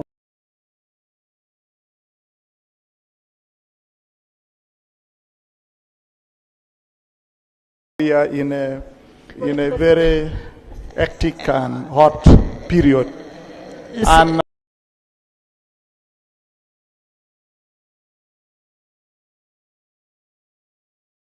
if my people who are coming from Kalango, they have reached here, and then to hear that they are being represented by Agago County, not Agago North County, who is so-called Janamos, it may cause me a problem. However, I want to welcome them all to the Parliament of Uganda. You're most welcome.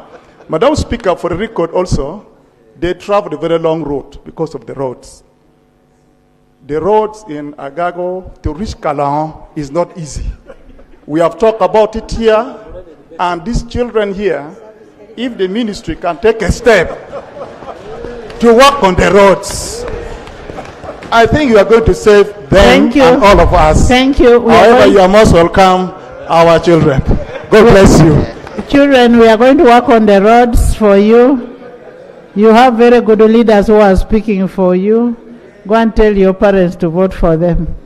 Thank you. Honorable Guang. Madam Speaker,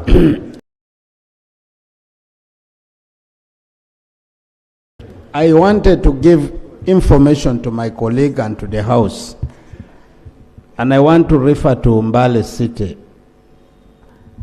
I thank the President for appointing me to work in the office of the President and economic monitoring. And if there's anyone who understands what happens in local government, I am here. Madam Speaker,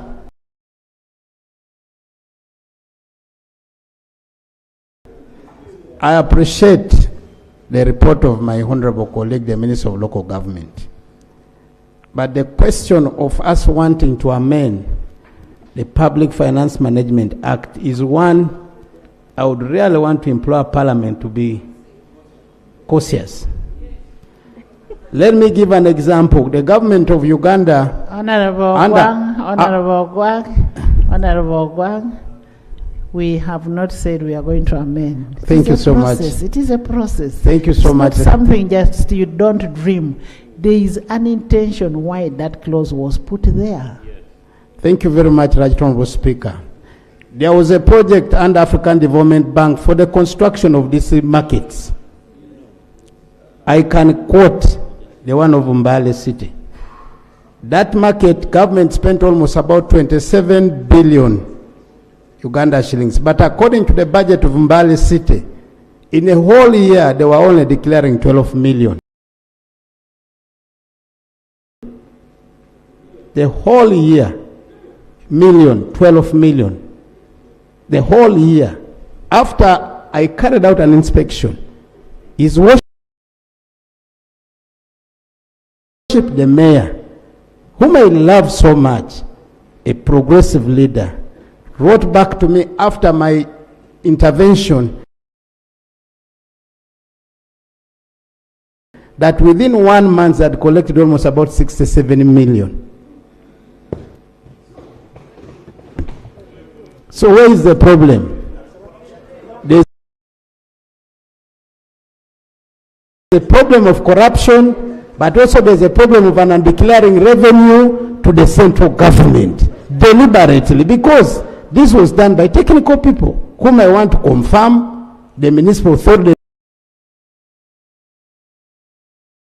then city authorities know them very well, but I thank God I'm out of it, and I really want to pray that I don't go back to it. So my brother, that is a good information. Let people present. Let me first finish.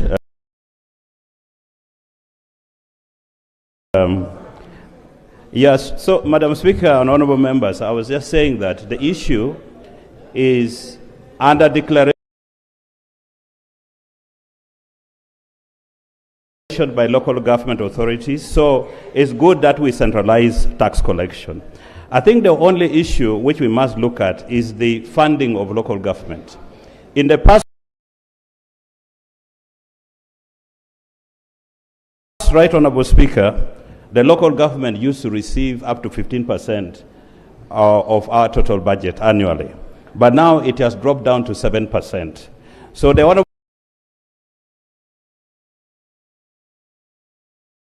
members need to look at more of the funding of local government than centralizing of the local government revenue to the districts. The other issue, Right Honorable Speaker, is on road equipments.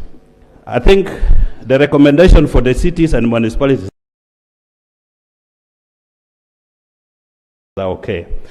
But Honorable Minister, the districts which have received equipments have since lost most of those equipment.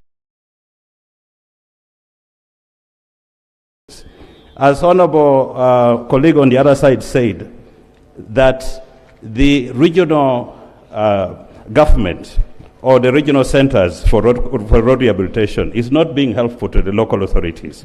So what we need is to look afresh. There should be an interministerial action really to support local government. Here it means the Minister of Works, the Minister of Finance, and the Minister of Local Government, to make sure that during the budget process we provide sufficient money to the local authorities, especially for the repairs of the equipments. Most of these equipments have since collapsed, and we are relying so much on the regional centers for support, which is not forthcoming. So all this issue of road equipments must be looked at carefully across the board for more funding. And finally, Right Honorable Speaker, is on staff recruitment. In many of the districts, Right Honorable Honorable Minister, you find even in districts there is some kind of negligence. If just one tire gets spoiled in a vehicle or in an equipment, it is left there for 2 years, and you know there is wear and tear. The vehicles are left there, nothing is done. At the end of the day, you say you don't have equipment. So I don't know how people handle government assets. Yes, youth.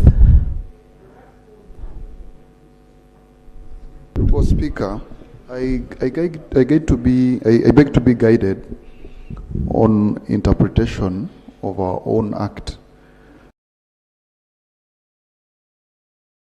I have not read from the primary source, but when I read the statement from the minister, he seems to argue, basing on interpretation, that the current PFMA Act as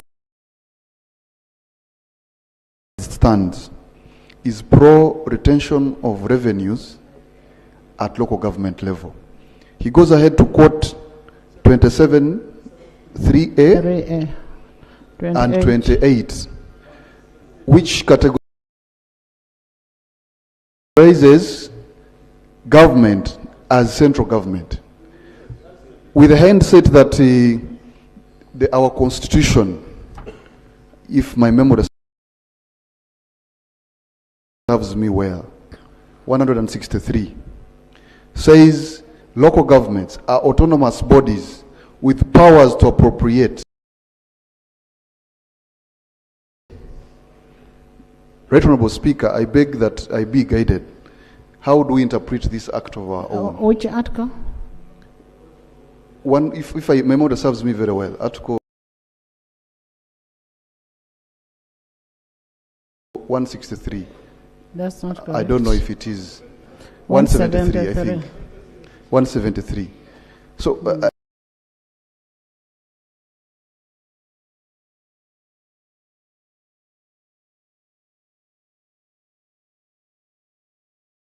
I beg to be guided how this House can interpret our own act, because we might rush to amendment and yet the problem was foreseen